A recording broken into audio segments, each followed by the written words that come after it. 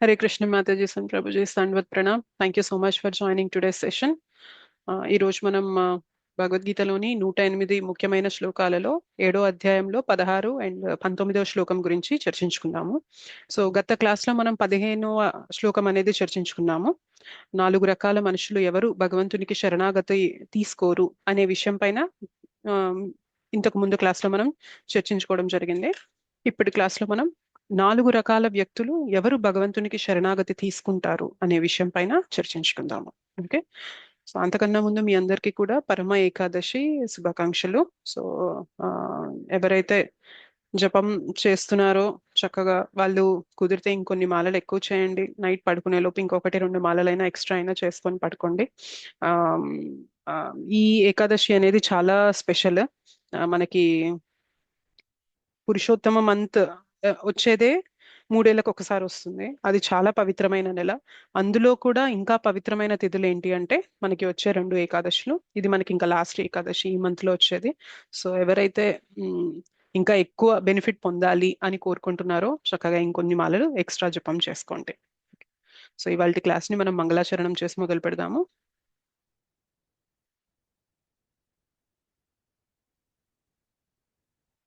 Sorry,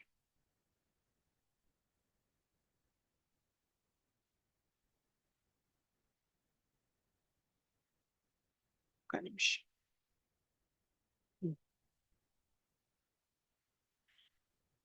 ఓం అజ్ఞానతిమిరాంధస్య జ్ఞానాంజనశలాకయా చక్షురున్మీలితం येन తస్మై శ్రీగురవే నమః. శ్రీచైతన్యమనోభీష్టం స్థాపితం येन భూతలే స్వయం రూపः కదా మహ్యం దదాతి స్వపదాంతికం. వందేహం శ్రీగురోః శ్రీయుతపదకమలం శ్రీగురూన్ వైష్ణవాంశ్చ శ్రీరూపం సాగ్రజాతం సహగణ రఘునాథాన్వితం తం సజీవం సాద్వైతం సావధూతం పరిజన సహితం కృష్ణ చైతన్య దేవం శ్రీరాధా కృష్ణ పాదాన్ సహగణ లలిత శ్రీ విశాఖాన్వితాంశ్చ నమ ఓం విష్ణుపాదాయ కృష్ణ ప్రేష్ఠాయ భూతలే శ్రీమతే భక్తి వేదాంత స్వామి నితి నామినే. నమస్తే సారస్వతే దేవే గౌరవాణి ప్రచారిణే నిర్విశేష శూన్యవాది పాశ్చాత్య దేశతారిణే నమో महावदन्याय कृष्णप्रेमा प्रधायते कृष्णाय कृष्णचैतन्य नाम्ने गौरत्विषे नमः.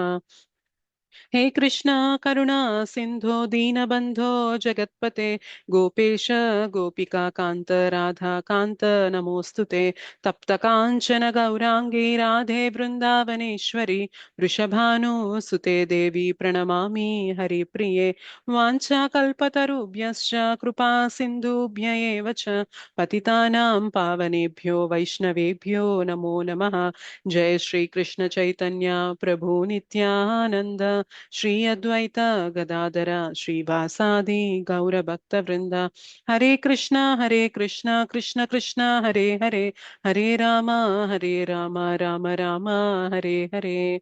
जय जय श्री चैतन्य जय नित्यानंद जय अद्वैत चंद्र जय गौर भक्तवृंद. ओम नमो भगवते वासुदेवाय. ओम नमो भगवते वासुदेवाय. ओम नमो भगवते वासुदेवाय.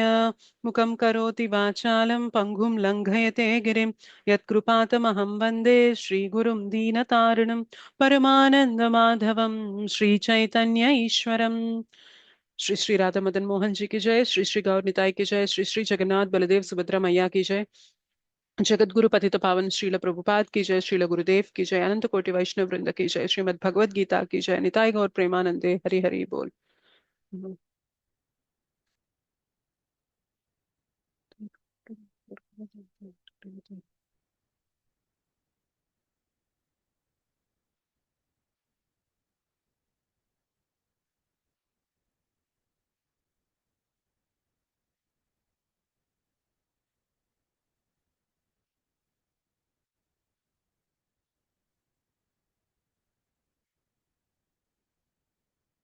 हरे कृष्णा माता जी, प्रभु जी, संडवत प्रणाम. हरे Thank you Krishna for Hare joining today's session. हरे कृष्ण माताजी। हरे कृष्ण दंडवत प्रणाम। हरे कृष्ण दंडवत हरे प्रणाम कृष्ण माताजी, दंडवत प्रणाम। दंडवत प्रणाम हरे कृष्ण మాతాజీ. థ్యాంక్ యూ మాతాజీ మీకు కూడా పరమ ఏకాదశి శుభాకాంక్షలు wish you very happy Krishna conscious పరమ ఏకాదశి థ్యాంక్ యూ మాతాజీ. సో మనం 16th శ్లోక స్టార్ట్ చేద్దాము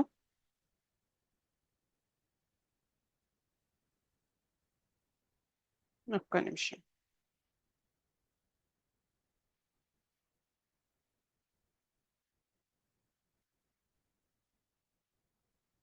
ఓకే స్క్రీన్ కనిపిస్తుందా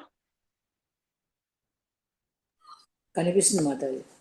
ఓకే సో మనం ఎప్పటిలాగానే శ్లోకం ఒక్కొక్క పార్ట్ 2 టైమ్స్ చదివి మొత్తం శ్లోకం అంతా కూడా చదివాక అనువాదము భాష్యం చదివాక ఎక్స్ప్లెయిన్ చేసుకుందాము సో ఫస్ట్ నేను చెప్తాను మీరు రిపీట్ చేయండి చతుర్విధా భజంతే మాం చెప్పండి రిపీట్ చేయండి చతుర్విధా భజంతే మాం చతుర్విధా భజంతే మాం చతుర్విధా విధా భజంతే మాం జనాః సుకృతినో అర్జున జనాః సుకృతినోऽర్జున జనాః సుకృతినో అర్జున జనాః సుకృతినోऽర్జున ఆర్తో జిజ్ఞాసుర్ అర్థార్థి ఆర్తో జిజ్ఞాసురర్థార్థి ఆర్తో జిజ్ఞాసుర్ అర్థార్థి ఆర్తో జిజ్ఞాసురర్థార్థి జ్ఞానీ చ భరతర్షభ జ్ఞానీ చ భరతర్షభ జ్ఞానీ చ భరతర్షభ జ్ఞానీ చ భరతర్షభ చతుర్విధా భజంతే మాం జనాః సుకృతినో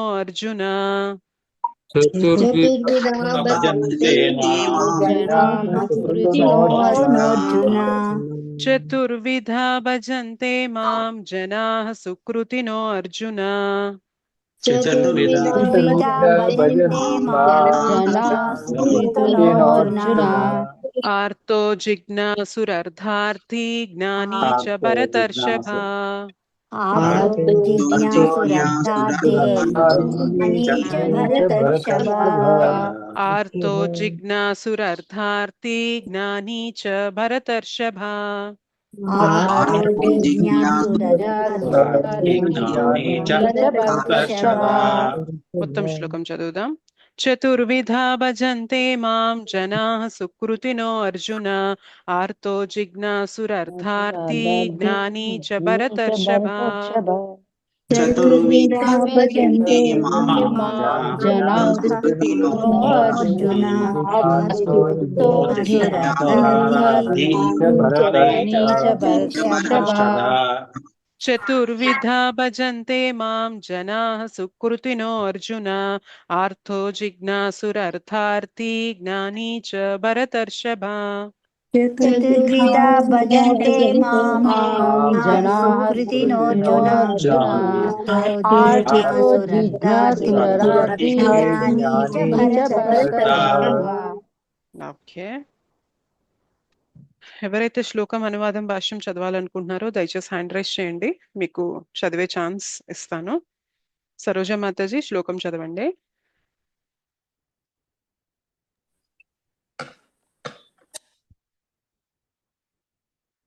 సరోజ మాతాజీ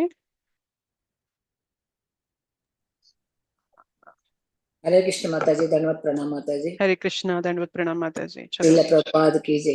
చతుర్విధా భజంతే మాం జనాః సుకృతినోర్జున ఆర్దో జిజ్ఞాసురర్థార్థి జ్ఞానీ చ భరతర్షభ. థ్యాంక్ యూ మాతాజీ హరే కృష్ణ అనురాధ మాతాజీ మీరు కూడా శ్లోకమే చదవండి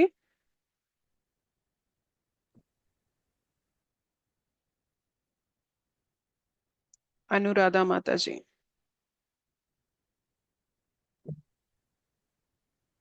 చతుర్విధా భజంతే మాం జనాః సుకృతినోర్జున ఆర్తో జిజ్ఞాసురర్థార్థి జ్ఞానీ చ భరతర్షభ. Thank you Mataji Srinivas Prabhuji unmute చేసుకో జయ శ్రీకృష్ణ అండి. శ్లోకమే అండి. ఓ భరతవంశ శ్రేష్ఠుడా, శ్లోకం ఆర్తులు చదవండి.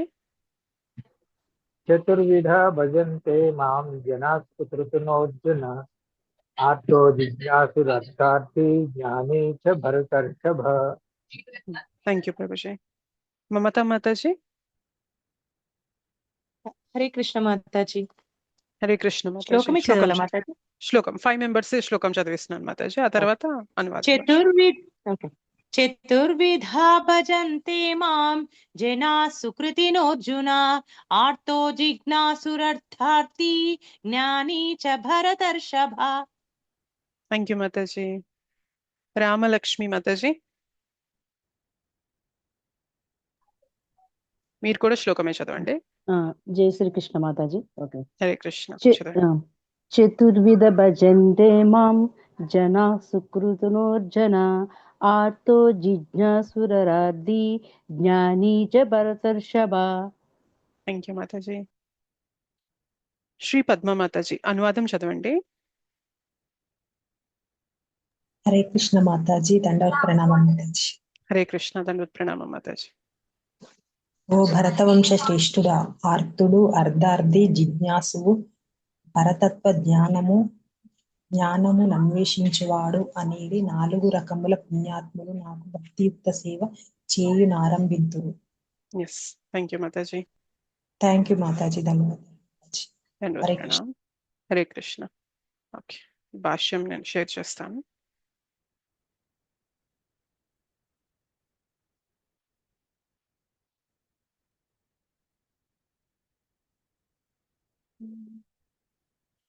సౌజన్య మాతాజీ. హరే కృష్ణ మాతాజీ. ప్రణామాలు హరే మాతాజీ. కృష్ణ.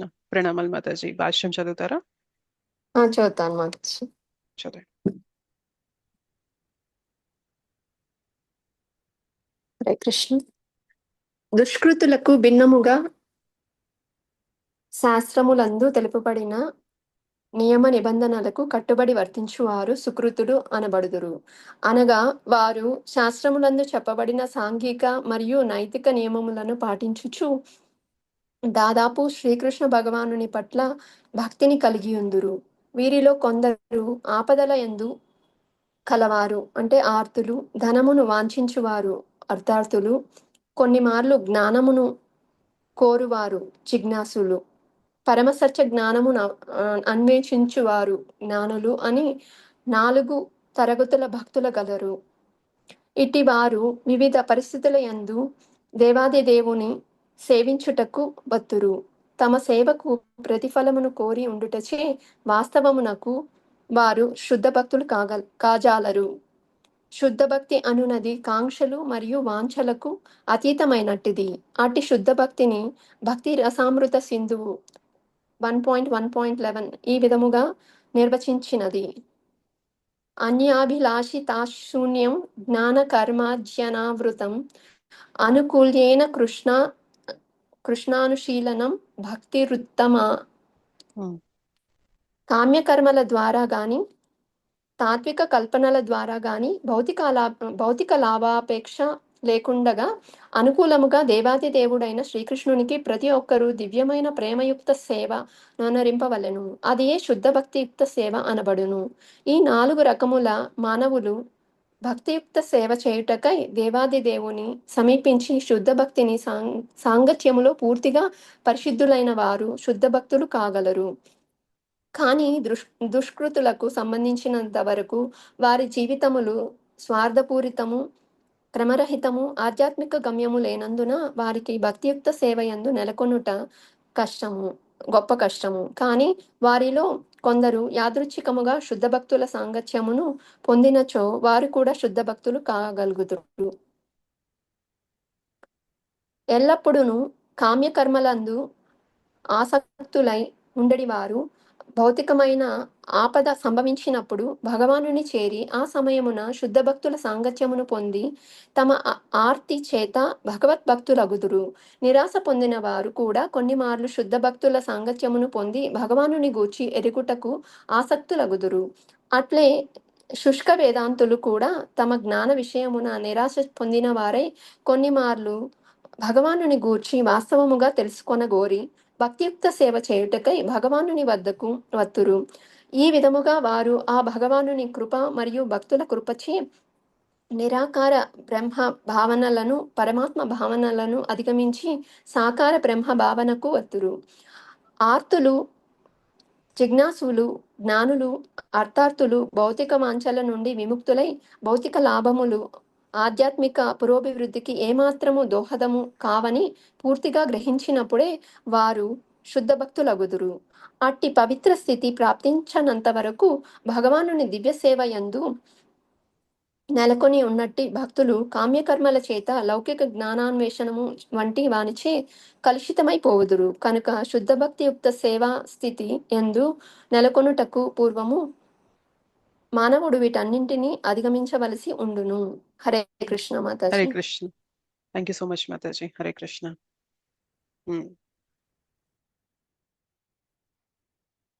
ఇక్కడ ఏమంటున్నారంటే 4 రకాల వ్యక్తులు నన్ను ఆరాధన చేస్తారు అని చెప్తున్నారు. వాళ్ళు ఎవరెవరు అంటే చూడండి, చతుర్విధ భజంతే మాం జనా సుకృతినో అర్జున. సుకృతి కలిగిన వారు. ఓ అర్జున, వాళ్ళు సుకృతి కలిగిన వారు. మీకు గత శ్లోకం గుర్తున్నట్లయితే మనం దుష్కృతి అని మాట్లాడుకున్నాం. దుష్కృతి అంటే పాపకర్మలు చేసేవాళ్ళు, చేయకూడని పనులు చేసే వాళ్ళని దుష్కృతులుగా చెప్పుకుంటాం మనం. ఆ నలుగురు మనకి శరణాగతులు అవ్వరు అని చెప్పి మూడులు, నరాధములు, మాయచేత అపహరింపబడిన జ్ఞానం కలవారు మరియు అసురులు.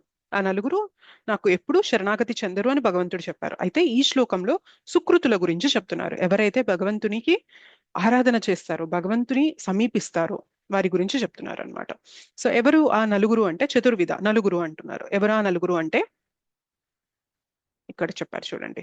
ఆర్తుడు, అర్థార్థి, జిజ్ఞాసువు, పరతత్వ జ్ఞానమును అన్వేషించువాడు. ఓకే, సో సుకృతులు నలుగురు నన్ను ఆరాధించువారు. ఆర్తుడు అంటే ఎవరు అంటే కష్టం కలిగింది అనుకోండి, ఆ కష్టంకి నివారణ కావాలి అని కోరుకునేవాడు. ఇక్కడ చదివినట్లయితే బాధ నివారణ కోరేవాడు. అర్థార్థి అంటే లౌకిక ప్రయోజనాలను కోరేవాడు. జిజ్ఞాసు అంటే జిజ్ఞాసతో, కుతూహలంతో జ్ఞానాన్ని అన్వేషించేవాడు. జ్ఞాని అంటే జ్ఞానంతో ఆరాధించేవాడు. ఓకే, సో భగవంతుడు చెప్తున్నారు సుకృతులు నలుగురు నన్ను ఆరాధిస్తున్నారు.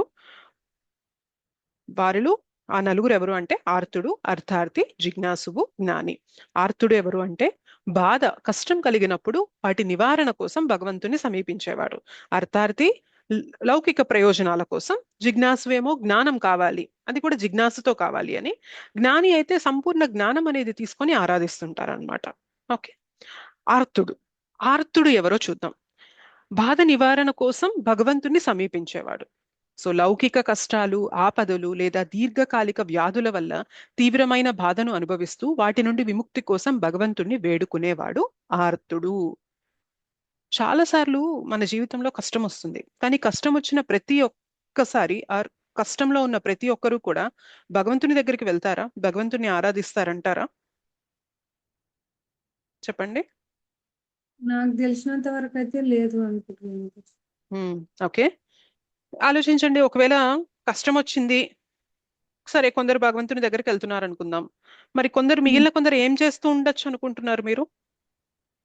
భగవంతుడు లేడు, నాకు అన్ని కష్టాలే అనుకుంటారు. ఓకే, ఇంకా బాధపడతారు. ఆ టైంలో ఎవరు ఏది చెప్పినా అదే నిజమని నమ్ముతారు.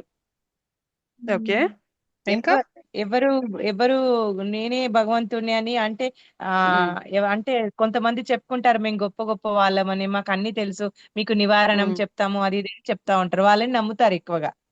ఓకే, షార్ట్ కట్ మెథడ్స్ తొందరగా కవర్ చేయండి.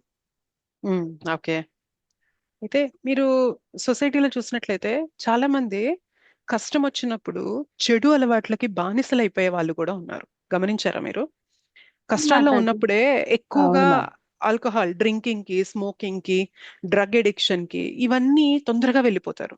చెడు సాంగత్యంలోకి వెళ్ళిపోతారు. ఎందుకు అంటే అది మనకి ఏదైతే నష ఇస్తుందో, ఆ మత్తు ఇస్తుందో, ఆ సమయంలో నేను ఈ కష్టాన్ని మర్చిపోవచ్చు అనే ధోరణిలో చాలా మంది, అంటే బేసిక్ గా తమో గుణంలో ఉన్న వాళ్ళందరూ కూడా ఆ దారిని తీసుకుంటారు. భగవంతుని దగ్గరకు అందరూ రావాలని ఉందా? ఉంది మాతాజీ. భగవంతుడి దగ్గరికి అందరూ వస్తారా? రారు. రారు. ఎగ్జాక్ట్లీ. రారు రారు. భగవంతుడి దగ్గరికి అందరూ రారు, కొందరు మాత్రమే వస్తారు. ఆర్తులు కూడా, కష్టంలో ఉన్నవారు కూడా. ప్రతి ఒక్కరికి కష్టాలు ఉన్నాయి. మనలో ఎవరికైనా కష్టం లేదు అనే వాళ్ళు ఎవరైనా ఉన్నారా చెప్పండి ఈ భూ లేదు ప్రపంచంలో? మాతాజీ, ప్రతి లేదు. ఒక్కరికి కష్టం ఉంటుంది, ఏదో ఒక కష్టం అనేది ఉంటూనే ఉంటుంది. ఎందుకంటే ఇది దుఃఖాలతో కూడిన ప్లేస్ కాబట్టి ప్రతి ఒక్కరికి ఏదో ఒక కష్టం ఉంటుంది. కానీ కష్టం వచ్చిన ప్రతిసారి ఆ కష్టంలో భగవంతుడి దగ్గరికి చేరే వాళ్ళు అరుదుగా ఉంటారన్నమాట. సో ఆ అరుదైన కేటగిరీ ఇక్కడ ఆర్తులు అని చెప్తున్నారు భగవంతుడు. ఓకేనా? సో కష్టం వచ్చినప్పుడు భగవంతుడు లేడు, భగవంతుడు నాకేం చేశాడు అని నిందించి చెడు వ్యసనాలకి బానిసలైపోయే వాళ్ళు బోలెడంత మంది ఉన్నారు సమాజంలో. అలాంటి కష్ట సమయంలో కూడా నేను భగవంతుని నమ్ముకోవాలి, భగవంతుని శరణు తీసుకోవాలి, భగవంతుని పాదాలు పట్టుకోవాలి, నా కష్టాన్ని నేను తీర్చుకోవాలి అనుకోవడం కూడా గొప్ప విషయమా కాదా? గొప్ప విషయం అది. సో అట్లాంటి వాళ్ళని భగవంతుడు ఇక్కడ చెప్తున్నాడు అనమాట. ఆర్త భక్తులు, బాధలు, కష్టాలు ఇంకా అవి ఎలా అంటే మనకు అర్థమైపోతాయి, ఇది మన చేతుల్లో లేదు, మనం దీన్ని తీర్చుకోలేము అని అనుకున్నప్పుడు, మనకి ఇంక ఏం దిక్కు తోచినప్పుడు భగవంతుని వైపు తిరుగుతాం కదా. అది కూడా గొప్ప విషయం అనమాట. ఆ కేటగిరీ, ఆ మొదటి కేటగిరీ ఎవరు అంటే ఆర్త భక్తుడు. భగవంతుడు చెప్తున్నారు వాళ్ళు నా దగ్గరకు వస్తారు అర్జున అని చెప్తున్నారు. ఓకే, దానికి ఇక్కడ మీరు ఎగ్జాంపుల్ గజేంద్రుడి గురించి కూడా చెప్పారు మీరు. ఎగ్జాక్ట్లీ, ఇక్కడ మీ ఫోటో చూసినట్లయితే గజేంద్రుడు. గజేంద్రుడికి కష్టం వచ్చింది. ఎంత కష్టం వచ్చిందంటే ఆయన చాలా ప్రయత్నం చేస్తాడు విదిలించుకోవడానికి. ఐ మీన్ క్రొకడైల్ ఏదైతే ముసలి పట్టుకుందో పాదాలని, గజేంద్రుడి కాలు పట్టేసుకుందో, దాన్ని విడిపించుకోవడానికి సకల విధాల ప్రయత్నం చేస్తాడు. చుట్టూ తన ఫ్యామిలీ మెంబర్స్ ఉంటారనమాట. తన భార్యని, పిల్లలని, తన ఫ్యామిలీ మెంబర్స్ అంటే ఆ ఏనుగుకి సంబంధించిన ఫ్యామిలీ వాళ్ళందరూ ఉంటారు కదా, వాళ్ళందరూ కూడా చూస్తారు, కానీ ఎవ్వరూ ఏమీ కాపాడలేకపోతున్నారు. సో ఎంత ప్రయత్నం చేసినా కానీ సమయంలో ఇంకా గజేంద్రుడికి అర్థమైపోయింది, నన్ను కాపాడేవారు ఎవరైనా ఉన్నారంటే ఆ భగవంతుడు విష్ణు మాత్రమే నన్ను కాపాడగలరు అని చెప్పి అక్కడే ఉన్న ఆ కొలంలో ఉన్న ఒక తామర పువ్వుని తీసుకొని భగవంతుణ్ణి ఆర్తితో, ప్రేమతో దీన పరిస్థితిలో పిలుస్తున్నాడు అనమాట. స్వామి మీరే వచ్చి నన్ను కాపాడాలి అని. భగవంతుడు పరిగెత్తున వచ్చేసి ఆ ముసలి తలని నరికేసి సుదర్శన చక్రంతో ఆ గజేంద్రుడిని కాపాడడం అనేది జరిగింది. సో ఇక్కడ గజేంద్రుడిని మనం ఆర్తభక్తుడి కేటగిరీలో చూడొచ్చు అనమాట. ఓకేనా? సో కష్టం కలిగినప్పుడు కూడా ఆ కష్టాన్ని మాధ్యమంగా చేసుకొని భగవంతుని వైపు వెళ్ళడం అనేది కూడా గొప్ప విషయం. కష్టం కలిగిన ప్రతి ఒక్కరూ భగవంతుని దగ్గరికి వెళ్ళాలి అని కోరుకోరు. కాబట్టి ఈ కేటగిరీ ఎవరైతే నా దగ్గరకు వస్తున్నారో కష్ట సమయాల్లో, వారు మొదటి కేటగిరీ అని భగవంతుడు చెప్తున్నారు. ఓకే, ద్రౌపదీదేవి కూడా మనం ఒక ఎగ్జాంపుల్ గా తీసుకోవచ్చు. అఫ్ కోర్స్ గజేంద్రుడు గొప్ప భక్తుడు, ఆర్తిలో మాత్రమే భగవంతుణ్ణి పిలిచాడా అంటే గత జన్మలో ఆయన ఇంద్రద్యుమ్న మహారాజ్. సో చాలా ఆరాధన చేస్తారు. ఒక శాపం వల్ల ఆయన గజేంద్రుడి అంటే ఏనుగు శరీరంలోకి రావడం జరిగింది. కానీ ఈ సమయంలో గజేంద్రుడికి కష్టం కలిగినప్పుడు భగవంతుడిని పిలిచారు కాబట్టి అక్కడ మనం గజేంద్రుడి ఎగ్జాంపుల్ అనేది ఆర్తభక్తుడి ఎగ్జాంపుల్లో చెప్పుకోవచ్చు. అలానే ద్రౌపదీదేవి వస్త్రాపహరణం చేస్తున్నప్పుడు కూడా ఎవరైనా కాపాడగలిగే ఇది ఉన్న వాళ్ళు ఉన్నారా చుట్టూ? అంటే సామర్థ్యం ఉంది, కానీ కాపాడగలిగారా? లేదు లేదు. సో ద్రౌపదీదేవి తన శక్తితో తనని తను కాపాడుకోవడానికి ప్రయత్నం చేసింది, కానీ తనని తను కాపాడుకోలేకపోయింది. ఎప్పుడైతే అర్థమైందో నాకు ఇంకా ఇక్కడ ఏ రక్షణ లేదు, నన్ను రక్షించేవాడు ఎవరైనా ఉన్నారంటే అది కేవలం భగవంతుడు, కృష్ణుడు మాత్రమే నన్ను రక్షించగలడు అని ఎప్పుడైతే తెలుసుకుందో ఆవిడ పిలిచేసింది అనమాట భగవంతుని, హే కృష్ణ, హే మాధవ, హే యాదవ, మీరు వచ్చేసి నన్ను కాపాడాలి అని పిలవగానే ఇమీడియట్ గా భగవంతుడు వచ్చేసి ఆ శారీ అనేది, ఆ చీర అనేది సప్లై చేయడం జరిగిందనమాట. సో కష్టాలు వచ్చినప్పుడు భగవంతుడి వైపు తిరగడం అనేది కూడా గొప్ప లక్షణం. ఓకే, ఇక్కడ ఫస్ట్ కేటగిరీ అది చెప్తున్నారు. నెక్స్ట్ సెకండ్ కేటగిరీ ఏంటి అంటే అర్థార్థి, లౌకిక ప్రయోజనాల కోసం ప్రయోజనాలను కోరేవాడు. లౌకిక ప్రయోజనాలంటే ధనం కానీ ఇంకా ఏదైనా పేరు ప్రతిష్టలు, సంపద, ఏవైనా భౌతికంగా ఏదైనా బెనిఫిట్ పొందాలి అనుకునే వాళ్ళు కూడా భగవంతుణ్ణి ఆరాధన చేస్తారు. వీళ్ళు అర్థార్థులు అని చెప్తున్నారనమాట. ధనము, కీర్తి, అధికారము, పదవులు లేదా స్వర్గలోక సుఖాలు వంటి ప్రాపంచిక ప్రయోజనాలను ఆశించి భగవంతుణ్ణి ఆరాధించే వాళ్ళు అర్థార్థులు. అర్థము అంటే మనకి జనరల్ గా డబ్బు అని చెప్తాము.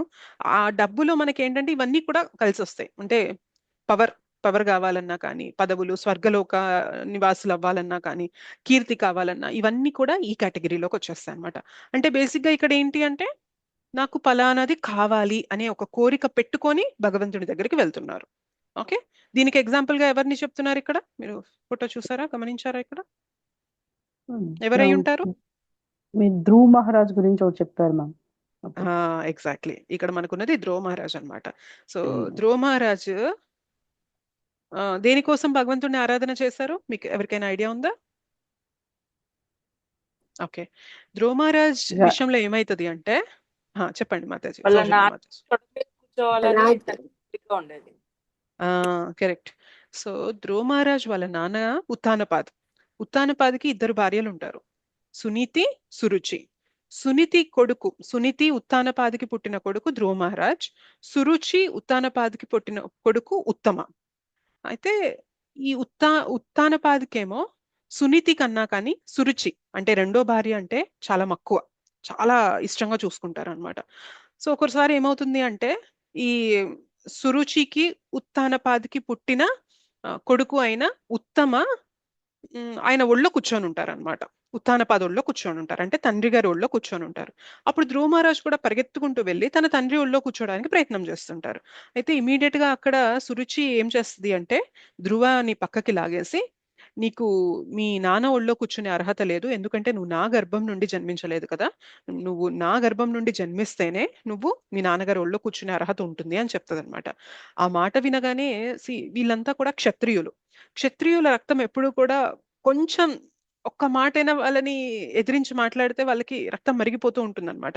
సో ధ్రువ మహారాజ్కి ఎంత కోపం వస్తుంది అంటే, వాళ్ళ నాన్న మొహం చూస్తారు. ఓకే, వాళ్ళ నాన్న మొహం చూస్తారు. ఉత్తానపాద్ మొహం చూసినప్పుడు కూడా ఉత్తానపాద్ కామ్గా ఉంటారు, ఏం మాట్లాడరు. ఒకవేళ ఉత్తానపాద్ సురుచిని కొంచెం ఆపు, అలా అనద్దు అని అనుంటే ధ్రువమ్మకి అంత కోపం రాకుండా ఉండేదేమో. కానీ ఉత్తానపాద్ కూడా కామ్గా ఉండేసరికి సునీతి వాళ్ళ స్టెప్ మదర్ సవతి తల్లి ఆ మాట అనేసరికి ఇంకా కోపం వచ్చేస్తుంది అనమాట. చాలా కోపం వచ్చేసి కళ్ళ వెంట ఫుల్ ఇలా ఎర్రగా పెట్టేసుకొని కళ్ళని వాళ్ళ అమ్మ దగ్గరికి నడుచుకుంటూ వెళ్ళిపోతారనమాట. సో అప్పుడు సునీతి వాళ్ళ మదర్ పేరు సునీతి. సో సునీతి చెప్తుంది, ఏమంటుంది అంటే, ఎవరిపైన కోపం అనేది పెట్టుకోవద్దు, ఎవరిని ద్వేషించొద్దు. ఇది మనం ఏదైతే కర్మ చేసుకుంటామో ఆ కర్మ ఫలితమే మనం అనుభవిస్తూ ఉంటాము. సో అయితే మరి నాకు దీనికి సొల్యూషన్ ఏంటి అని అడిగినప్పుడు, సొల్యూషన్ నా దగ్గర అయితే లేదు, నీకేదైనా కావాలి అంటే భగవంతుడిని అడుగు, భగవంతుడు అన్ని కోరికలు తీరుస్తారు అని అంటారు. అయితే మరి భగవంతుడు ఎక్కడ ఉంటారు అని అన్నారు అనమాట ధ్రువ మహారాజ్. ఆయన అడవుల్లో ఉంటారు అని చెప్పి ఎంతో మంది ఋషిమునులందరూ కూడా అడవులకు వెళ్ళి అక్కడ తపస్సులు చేస్తూ ఉంటారు, ధ్యానం చేస్తూ ఉంటారు. అలా అక్కడ వారు భగవంతుని సాక్షాత్కారం చేసుకుంటారు. నువ్వు కూడా కావాలి అంటే భగవంతుడిని అలా దర్శించుకోవచ్చు అని చెప్పి సునీతి చెప్తుంది అనమాట. ధ్రువ మహారాజ్ ఉన్న పలంగా వెళ్ళిపోతారు అడవులకి. సో ఎప్పుడైతే భగవంతుడు తెలుసుకుంటారో ధ్రువ మహారాజ్ ఇలా వెళ్ళిపోయారు, నా కోసం నన్ను వెతుకుతూ వచ్చేసారు అని తెలుసుకుంటారో నారదమునిని పంపిస్తారనమాట. నారదమునిని పంపించినప్పుడు నారదముని ఫస్ట్ చెప్తారు, చిన్న పిల్లోడివి, నీకెందుకు ఇదంతా, ఈ పంతాలు పట్టింపులు నీకెందుకు, నువ్వు హ్యాపీగా వెళ్ళిపో, నువ్వు ఈ అడవిలో భగవంతుని గురించి వెతకడం ఇదంతా నీకు చేతగాని పని, సాధ్యం కాదు అని అంటే ధ్రువ మహారాజ్ అంటారనమాట, మీకు ఏదన్నా మార్గం ఉంటే చెప్పండి, లేదంటే నా దారికి అడ్డు రాకండి అని అంటారనమాట. ధ్రువ మహారాజులో ఆ డిటర్మినేషన్, ఆ పట్టుదల చూసి నారదమునికి చాలా ఆనందం కలిగి భగవంతుని ఎలా ప్రసన్నం చేసుకోవాలి అనే మార్గం చెప్తారనమాట. సో అది చాలా రిస్ట్రిక్షన్స్ ఉంటాయి అనమాట. అంటే ఫుడ్, వాటర్, స్లీప్ ఇదంతా కూడా చాలా కట్టుకొని ఒక పద్ధతి అనేది నారదముని చెప్తారు. ఆ పద్ధతిని ఫాలో అవుతూ భగవంతుని పైన ధ్యానం చేస్తూ ఉండగా 6 నెలల్లో ధ్రువ మహారాజ్కి భగవంతుడు కనిపిస్తారు. అయితే ఎందుకు భగవంతుడిని కావాలి అని చెప్పి కోరుకుంటారు తెలుసా ధ్రువ మహారాజు? నన్ను ఎక్కరించారు కదా, నన్ను కూర్చోనివ్వలేదు కదా, నా తండ్రి వాళ్ళ తండ్రి, నా తాత అయిన మనువు కన్నా, మనువు వాళ్ళ తండ్రి అయిన బ్రహ్మదేవుడి కన్నా కూడా గొప్ప రాజ్యం నాకు కావాలి. ఓకే, ఇప్పుడు నేను రాజుగారి ఒళ్ళో కూర్చోడానికి నా అర్హత లేదంటున్నారు కదా, నన్ను చులకన చేశారు కాబట్టి నా తండ్రి కన్నా, నా తాత కన్నా, నా ముత్తాత కన్నా కూడా గొప్పదైన రాజ్యం నాకు కావాలి అని చెప్పి ధ్రువ మహారాజు ఈ ప్రయత్నం అంతా చేస్తారు. భగవంతుడు నేను దర్శించుకోవాలి, భగవంతుడు నాకు కనిపిస్తే నేను నేను ఆ వరాన్ని అడగాలి అని చెప్పి ఈ ప్రాసెస్ ని చేస్తారనమాట. సో ఇక్కడ ధ్రువ మహారాజ్ కోరికని పెట్టుకొని భగవంతుడిని ఆరాధన చేశారా లేదా? లౌకికమైన ఒక ప్రయోజనాన్ని పొందాలి అనే ఇదితో భగవంతుడిని ఆరాధించారా లేదా? అందుకనే ధ్రువ మహారాజ్ మనకి అర్థార్థి భక్తునిగా ఆ కేటగిరీలో మనం చూడొచ్చు అనమాట. ఓకేనా? సో మనం ప్రయోజనాల్ని, లౌకికమైన ప్రయోజనాలని ఆశించి భగవంతుని వైపు తిరగడం అనేది ఈ రెండో కేటగిరీ అన్నమాట. సో ఈ లౌకికమైన ప్రయోజనాలు కావాలి అన్నా కూడా భగవంతుని వైపు తిరగాలి అనే వాళ్ళు చాలా తక్కువ మంది ఉంటారు. ఇందాక ఎలా అయితే ఆర్తుల్లో తక్కువ మంది భగవంతుని దగ్గరకు వస్తారు అనుకున్నామో, అలానే లౌకిక ప్రయోజనాలు కావాలి అనుకునే వారు కూడా భగవంతుని దగ్గరికి రావడం అనేది చాలా అరుదుగా ఉంటుంది. ఎందుకంటే నిజంగా లౌకిక ప్రయోజనాలు కావాలి అంటే దుర్మార్గంగా, దౌర్జన్యంగా కూడా సంపాదించవచ్చు కదా. Yes or no? భగవంతుణ్ణే పట్టుకొని నేను ఆ లాభం పొందాలని ఎందుకు అనుకుంటారు? దుర్మార్గంగానో, ఎవరినో మోసం చేసో, ఎవరి దగ్గర దొంగతనం చేసో అట్లా అయినా కానీ లౌకిక ప్రయోజనాలు పొందొచ్చు కదా. ఆ మార్గం ఉన్నా కానీ ఆ మార్గాన్ని ఎంచుకోకుండా నేను భగవంతుని దగ్గరికే వెళ్ళి భగవంతుణ్ణే నాకు కావాల్సింది అడుగుతాను అనుకోవడం అనేది ఈ సెకండ్ కేటగిరీ ఆఫ్ సుకృతులు అనమాట. అర్థమవుతుందా? ఓకే, ఎస్ మాతాజీ. Next third category. Third category ఎవరు అంటే జిజ్ఞాసు, కుతూహలంతో జ్ఞానాన్ని అన్వేషించేవారు. సో వీళ్ళకేంటి అంటే జ్ఞానం కావాలి, అయితే కుతూహలం అనమాట, ఇంక్విజిటివ్నెస్, జిజ్ఞాస. అంటే ఇప్పుడు నాకు అన్ని విషయాలు కావాలి అంటే ఇది ఎలా జరిగింది, అది ఎలా జరిగింది. కృష్ణ 1600 భార్యల్ని స్వీకరించారా అంటే 1600 కాదు, 16,108 భార్యల్ని కృష్ణ స్వీకరించారు అని చెప్పినప్పుడు, ఓ అవునా, 16,000 మంది నా భగవంతుడు పెళ్లి చేసుకుంది, వివాహం చేసుకుంది అని చెప్పి ప్రతి దానిపైన వారికి కుతూహలం ఉంటుందన్నమాట. సో ఇంక్విజిటివ్నెస్, క్యూరియాసిటీ అన్నమాట. మనం అన్ని తెలుసుకోవాలి అని మనకు కూడా ఉంటది కదా. భక్తిలోకి వచ్చా కూడా అది ఎందుకు అలా అవుతుంది, ఇది ఎలా జరుగుతుంది, ఎందుకు ఇలానే చేయమంటున్నారు, ఎందుకు అది అలా చేయమంటున్నారు అని మనకు కొన్ని క్వశ్చన్స్ వస్తాయి కదా, క్యూరియస్ గా అడుగుతాం. Yes or no? ఎస్ మా. సో అలా క్యూరియాసిటీ, జిజ్ఞాసు కలిగినప్పుడు కూడా అలా నేను జ్ఞానాన్ని సంపాదించాలి అని తెలుసుకొని కూడా భగవంతుణ్ణి ఆరాధించేవారు కొందరు ఉంటారన్నమాట. ఓకే, అయితే ఈ క్యూరియాసిటీ అంత సీరియస్ గా ఉండదన్నమాట. అంటే వీరికి భౌతికమైన విషయాల్లో కూడా క్యూరియాసిటీ ఉంటుంది, జిజ్ఞాస ఉంటుంది, ఆధ్యాత్మికమైన విషయాల్లో కూడా జిజ్ఞాస ఉంటుంది. భౌతికమైన విషయాలంటే ఓహో ఇది ఇంత అద్భుతంగా ఎలా వర్క్ అవుతుంది, దీని వెనక ఏం సిస్టమ్ ఉంది, ఎలా నడుస్తుంది ఇది.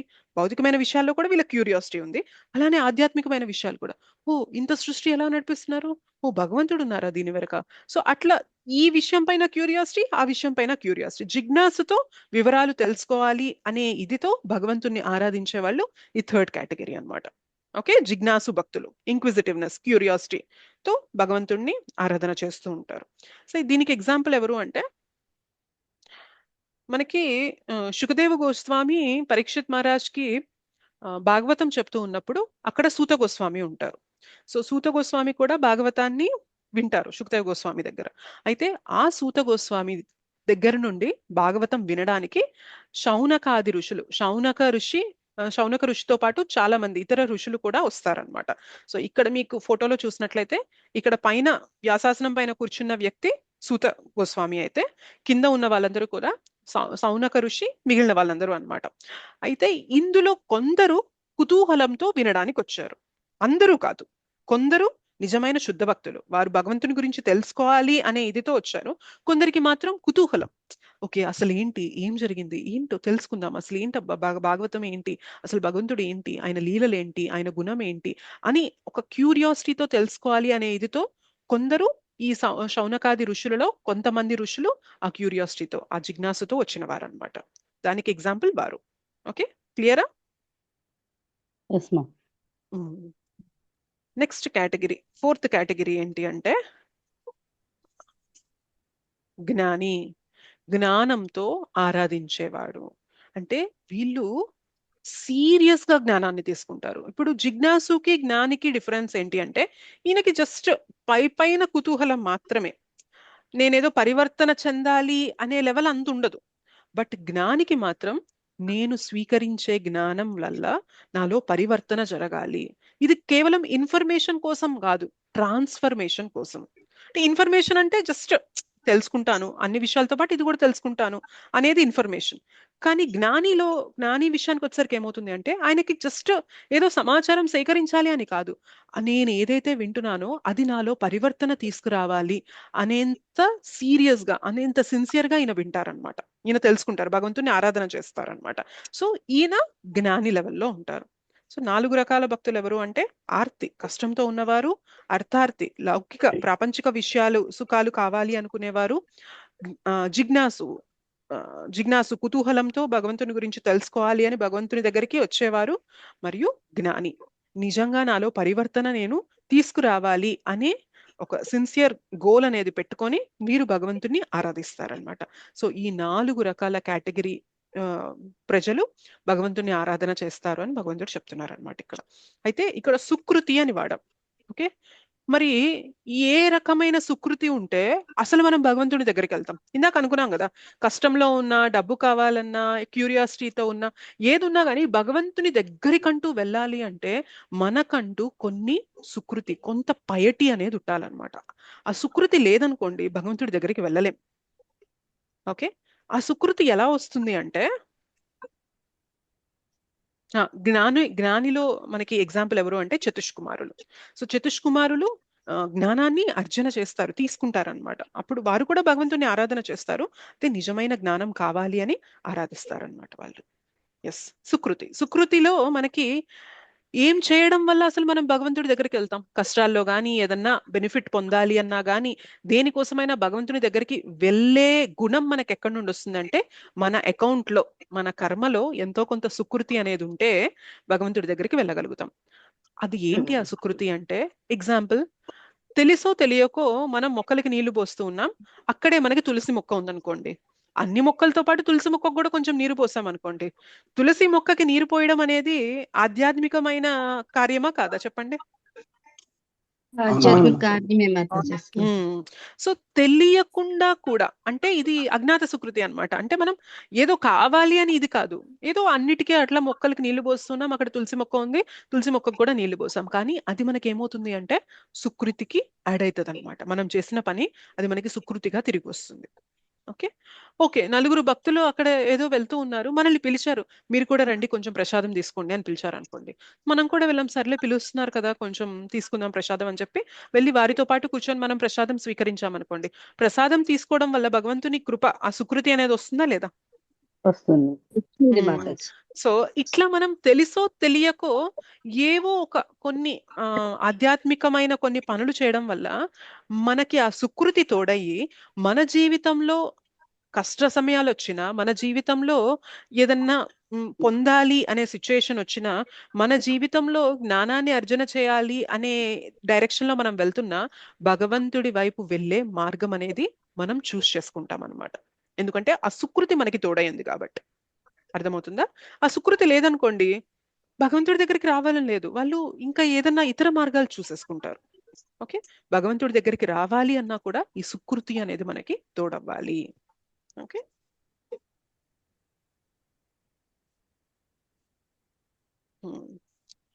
మరి వీళ్ళందరూ కూడా ఏదో ప్రయోజనాన్ని కోరే భగవంతుని దగ్గరకు వస్తున్నారు కదా, ఆరాధన చేస్తున్నారు కదా. మొదటి వ్యక్తి, నా కష్టం పోతే చాలు కృష్ణ, నాకు కొంచెం మనశ్శాంతి కలిగితే చాలు, అంతే. అంటే అక్కడ కూడా ఏదో కోరుకొని వస్తున్నారు, రైట్? నిజమైన భక్తి, భగవంతుని పైన ప్రేమతో ఎవరు రావడం లేదు. బట్ ఎలా వస్తున్నారంటే నాకు పలాంది కావాలి. ఆర్తిలో ఉన్న భక్తుడికి నాకు మనశ్శాంతి కావాలి, ప్రశాంతత కావాలి, నా కష్టం, నాకున్న దుఃఖం అనేది నాకు పోవాలి. అర్ధార్థిగా ఉన్న భక్తుడికి, అర్ధార్థిగా ఉన్న కేటగిరీలో ఉన్న వ్యక్తికి ఏం కావాలి అంటే నాకు పలానా ధనం కావాలి, కీర్తి కావాలి, పేరు ప్రతిష్టలు కావాలి. సో స్వలాభాన్ని కోరుకొని వస్తున్నారు. జిజ్ఞాసుతో ఉన్న వ్యక్తి నాకు ఇన్ఫర్మేషన్ కావాలి, సమాచారం కావాలి. జ్ఞానితో ఉన్న వ్యక్తి నాకు జ్ఞానం కావాలి అనే ఇదితో వస్తున్నాం. కానీ భక్తుడికి ఉండాల్సిన లక్షణం ఏంటి తెలుసా? నాకేదో కావాలి అనే స్వలాభాపేక్ష ఉండదు భక్తునికి. భక్తునికి కావాల్సింది ఏదన్నా ఉంది అంటే అదొక్కటే, ఏంటి అంటే నేను భగవంతుడిని ప్రసన్నం చేయాలి. నాకేదో కావాలని కాదు, నాకు కావాల్సిందే భగవంతుడు సంతృప్తి పరచడం, భగవంతుని ప్రేమ నాకు కావాలి, భగవంతుని యొక్క శుద్ధ భక్తి నాకు కావాలి. నాకేదో భౌతికమైన లాభం కావాలి, ఇది కావాలి, అది కావాలి అని నేను రావడం లేదు. నాకు భగవంతుని ప్రేమ, శుద్ధమైన భక్తి, ఆ ప్రేమ నాకు కావాలి అని అనుకునే కేటగిరీ ఏంటి అంటే శుద్ధమైన భక్తుల కేటగిరీ అన్నమాట. మరి ఈ 4 కూడా ఆ శుద్ధ భక్తుల కేటగిరీలోకి ఎప్పుడు వెళ్ళగలరు అంటే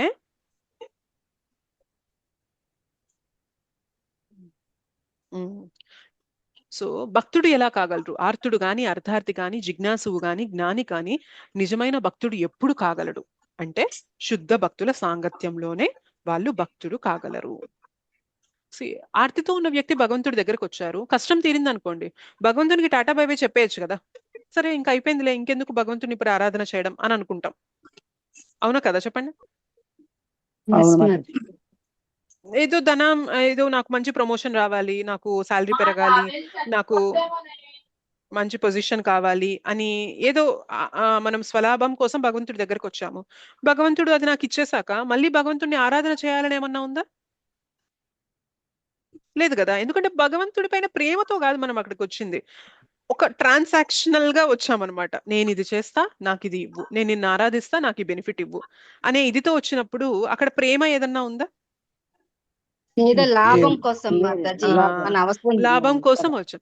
యాక్చువల్ గా చాలా మంది కూడా ఇస్కాన్ కి కొంతకాలం వచ్చి వెళ్ళిపోతూ ఉంటారన్నమాట. ఎందుకు అంటే ఏదో బెనిఫిట్ కావాలి అనే ఇదితో నేను జపం చేస్తా. ఓకే, నేను జపం ఎందుకు చేస్తాను అంటే నాకు కష్టం ఉంది, నాకు కష్టం తీరాలి అంతే. కష్టం తీరిపోయిందా ఆపేస్తారు, జపం ఆపేస్తారు అనమాట. మళ్ళీ భక్తిని కంటిన్యూ చేయాలి అని చెప్పి వాళ్ళు ముందుకెళ్లరు. అలానే నాకు పలానా ఉద్యోగం రావాలి, ప్రమోషన్ రావాలి, పెళ్లి అవ్వాలి, మంచి అమ్మాయితో పెళ్లి అవ్వాలి, మంచిగా సంతానం కలగాలి, ఏదో ఒక కోరికతో వాళ్ళు వస్తారు. సో భక్తి కొంచెం స్టార్ట్ చేస్తారు, అది తీరగానే మళ్ళీ వదిలేస్తారు. అబ్బా ఇదంతా ఎందుకులే, మనకి ముందు మన లైఫ్ అనేది మనం చూసుకుందామని వెళ్ళిపోతారు అనమాట. సో భగవంతుడి దాకా రావడం ఒక ఎత్తు అయితే, అక్కడ దాకా వచ్చాక మనం భక్తుల కేటగిరీలోకి మారడం అనేది ఇంకొక స్టెప్ అన్నమాట.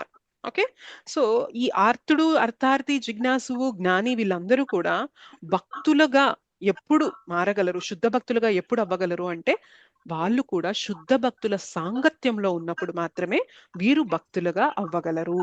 శుద్ధ భక్తులుగా అంటే నాకేదో కావాలని నీ దగ్గరికి రావడం లేదు కృష్ణ, ఓకే నాకేదో కావాలని ముందుగా వచ్చాను నీ దగ్గరికి, కానీ నేను తెలుసుకున్నాను నిజమైన ఆనందం వీటిలో కాదు, నిజమైన ఆనందం నీ ప్రేమని పొందడంలో ఉంది అని తెలుసుకున్నాను అనుకోవడం అనేది అలా ఎప్పుడు జరుగుతుంది అంటే మనం కూడా శుద్ధ భక్తుల సాంగత్యంలోకి వచ్చినప్పుడు మాత్రమే అది మనకి జరుగుతుంది.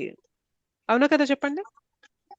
మాతాజీ, చాలా కాలం వరకు కూడా మనము ఏదో కావాలి కావాలి, ఏదో జరగాలి, బాగుండాలి, ఇదే దీని మీదే ఉంటాం మాతాజీ. అవును, కరెక్ట్. ఆ భక్తుల సాంగత్యంలో ఒకటి ఒకటి ఒకటి ఒకటి గురువులు చెప్పిన తర్వాత అప్పుడు మనకు అర్థమవుతుంది బాగానే. కరెక్ట్, ఎగ్జాక్ట్లీ, అవును. సో భగవంతుడి దాకా రావడం మంచి విషయమే. అయితే భగవంతుడి దాకా వచ్చాక దాన్ని కంటిన్యూ చేయాలి అంటే మాత్రం మనకు కావాల్సింది ఏంటి అంటే శుద్ధ భక్తుల సాంగత్యం. సో ఎవరైతే సిన్సియర్ గా భగవంతుడిని పట్టుకొని ఆరాధన చేస్తూ ఉంటారో వారి సాంగత్యం కనుక మనకు దొరికింది అనుకోండి, కోర్స్ మనం ఏదో ఆశించే భగవంతుడి దగ్గరకు వచ్చినా దాన్ని తీరినా తీరకపోయినా కూడా మనం దాన్ని కంటిన్యూ చేస్తూ ముందుకెళ్తాం అనమాట భక్తిని. సో అలా అవ్వడం అనేది చాలా అరుదైన విషయం. సో అదే మనకి నెక్స్ట్ శ్లోకంలో భగవంతుడు చెప్తున్నారు, అది మనం చూద్దాం. 7.19 శ్లోక. బహూనాం జన్మనామంతే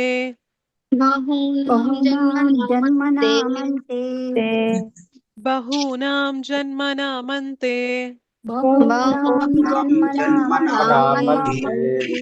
జ్ఞానవాన్ మాం ప్రపద్యతే జ్ఞానవాన్ మాం ప్రపద్యతే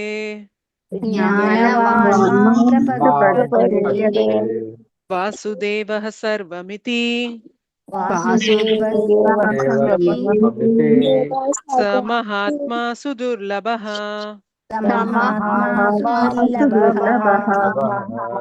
స మహాత్మా సుదుర్లభః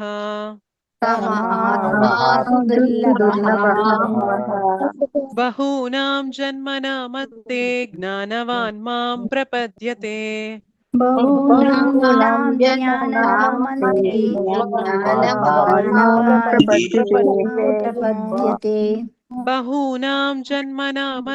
జ్ఞానవాన్ మాం ప్రపద్యతే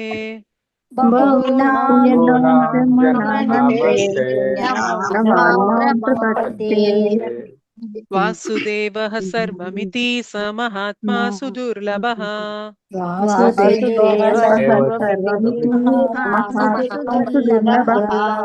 వాసుదేవః సర్వమితి స మహాత్మా సుదుర్లభః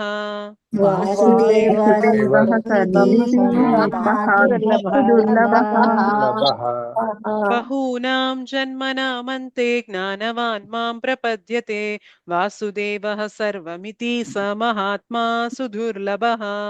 బహూనాం జన్మనామంతే జ్ఞానవాన్ మాం ప్రపద్యతే వాసుదేవ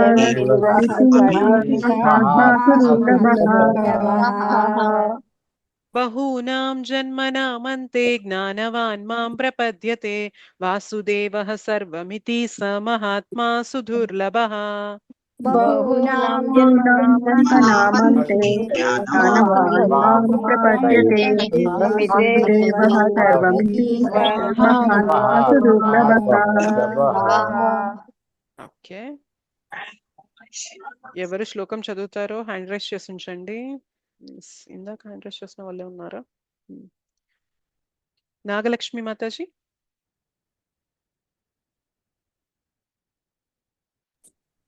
నాగలక్ష్మి. హరే కృష్ణ మాతాజీ. హరే కృష్ణ మాతాజీ, దండవత్ ప్రణాం. శ్లోకం చదవండి మాతాజీ. బహూనాం జన్మనామంతే జ్ఞానవాన్ మాం ప్రపద్యతే వాసుదేవ సర్వమితి స మహాత్మా సుదుర్లభః. హరి బోల్. థ్యాంక్ యూ మాతాజీ. లక్ష్మీ మాతాజీ, లక్ష్మీ జోగా మాతాజీ.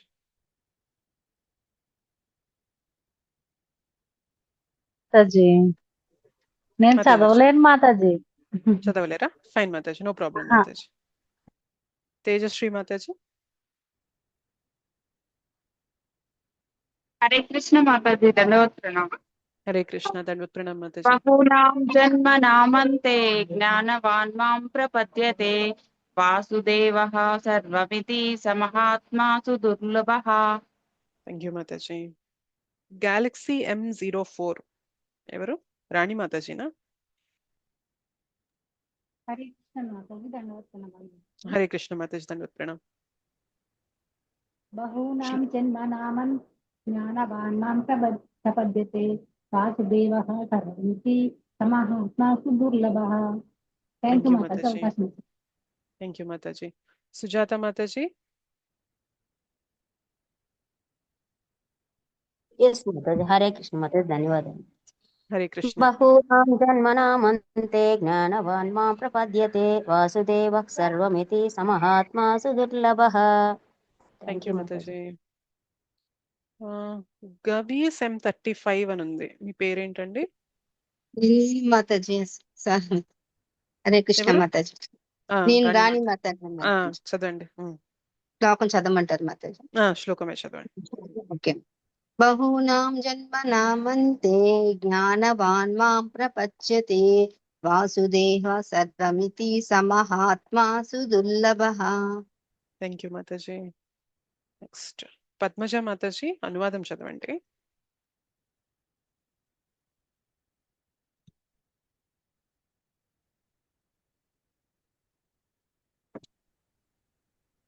హరే కృష్ణ. హరే కృష్ణ మాతాజీ. జ్ఞానవంతుడైన వాడు ఎక్కు జనన మరణముల పిదప నన్నే సర్వకారణములకు కారుణునిగను మరియు సమస్తముగను తెలుసుకొని నన్ను శరణుజొచ్చును. అట్టి మహాత్ముడు మిక్కిలి అరుదు. హరే కృష్ణ. థ్యాంక్ యూ మాతాజీ. హరే కృష్ణ. భాష్యం చదువుతాం మనం.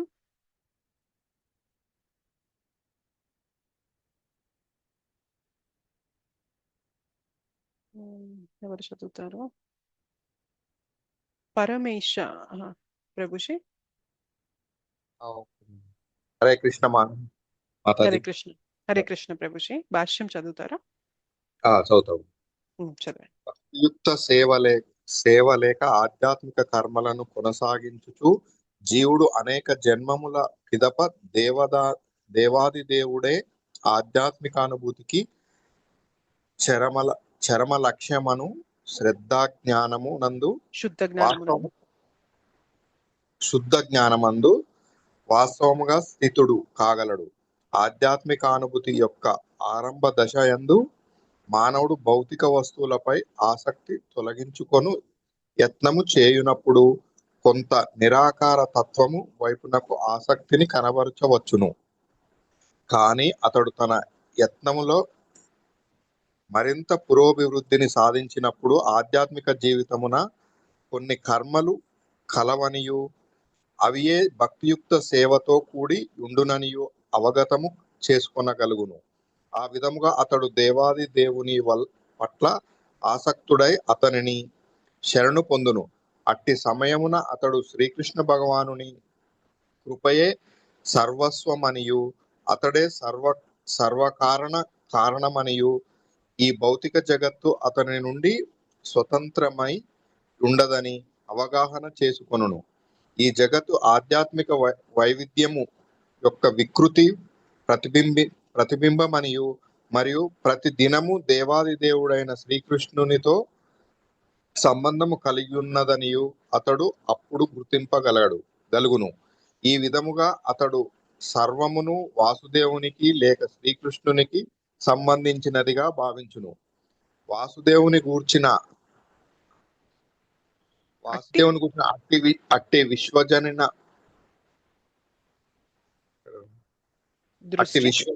దృష్టి శ్రీకృష్ణ భగవానుని శరణు పొందుటయే ఉత్తమోత్తమ గమ్యమనటి భావనకు చేర్చగలదు.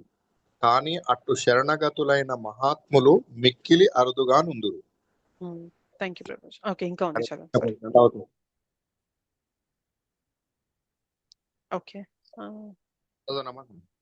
చదవండి ప్రభు. శ్వేతాశ్వత రోపనిషత్తునందలి తృతీయాధ్యాయమునందలి శ్లోకము ఇట్లు వివరించుచున్నది.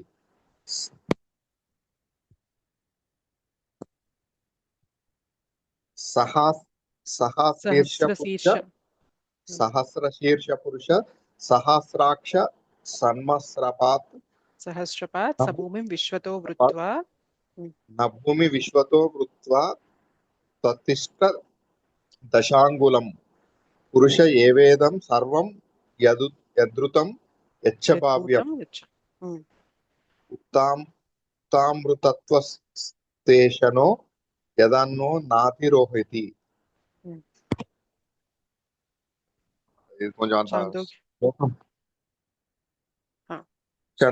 ఛందోగోపనిషత్తు 5:1-15 నందు నవై వాచోన చక్షుంషి శ్రోత్రానిన మనాంసిత్వ చక్షతే ప్రాణ ఇత్వేవాక్షతే ప్రాణ వైవతాని నర్వాభి భవతి ప్రాణే సర్వాణి భవతి. చదవండి. ప్రాణి దేహములో వాక్శక్తి గాని, దృశ్య శక్తి గాని, శ్రవణ శక్తి గాని లేదా ఆలోచన శక్తి గాని ముఖ్యములు కాకుండా వాటికి కారణమైన ప్రాణమే సమస్త కార్యకలాపములకు కేంద్రం అని చెప్పబడినది. అట్లే వాసుదేవుడు దేవాది దేవుడైన శ్రీకృష్ణ భగవానుడు సర్వమునకు మూలమై ఉన్నాడు. ఈ దేహమునందు వాక్శక్తి, దృశ్యశక్తి, శ్రవణ శక్తి, ఆలోచన శక్తి అనడి శక్తులు అనేకము గలవు. కానీ అవి అన్నియు శ్రీకృష్ణ భగవానితో సంబంధమును కలిగి ఉండనిచో వ్యర్థములే యగును. వాసుదేవుడే సర్వవ్యాపకుడు మరియు సమస్త మగుట చేతను సంపూర్ణ జ్ఞానముతో భక్తుడు అతన్ని శరణు పొందును. భగవద్గీత 7:17 శ్లోకం మరియు 11:40 శ్లోకములలో పోల్చి చూడును. ఓకే,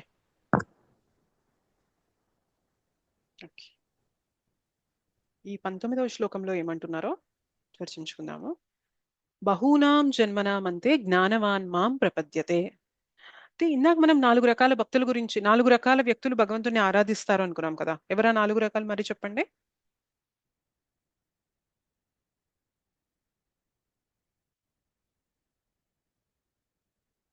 సారీ మిమ్మల్ని మ్యూట్ లో ఉంచాను. ఇప్పుడు చెప్పండి.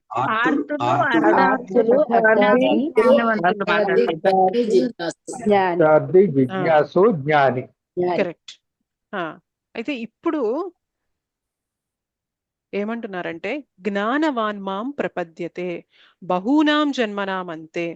అంటే చాలా పెక్కు జనన మరణాల తర్వాత, అంటే చాలా సార్లు మనం జనన మరణాలకి లోనైన తర్వాత జ్ఞానంతో కలిగిన వ్యక్తి ఎవరైతే నిజంగా జ్ఞానాన్ని అర్జన చేసి ఉంటారో అటువంటి వ్యక్తి మాత్రమే ప్రపద్యతే, నాకు శరణాగతుడు అవ్వగలడు అని భగవంతుడు చెప్తున్నారు.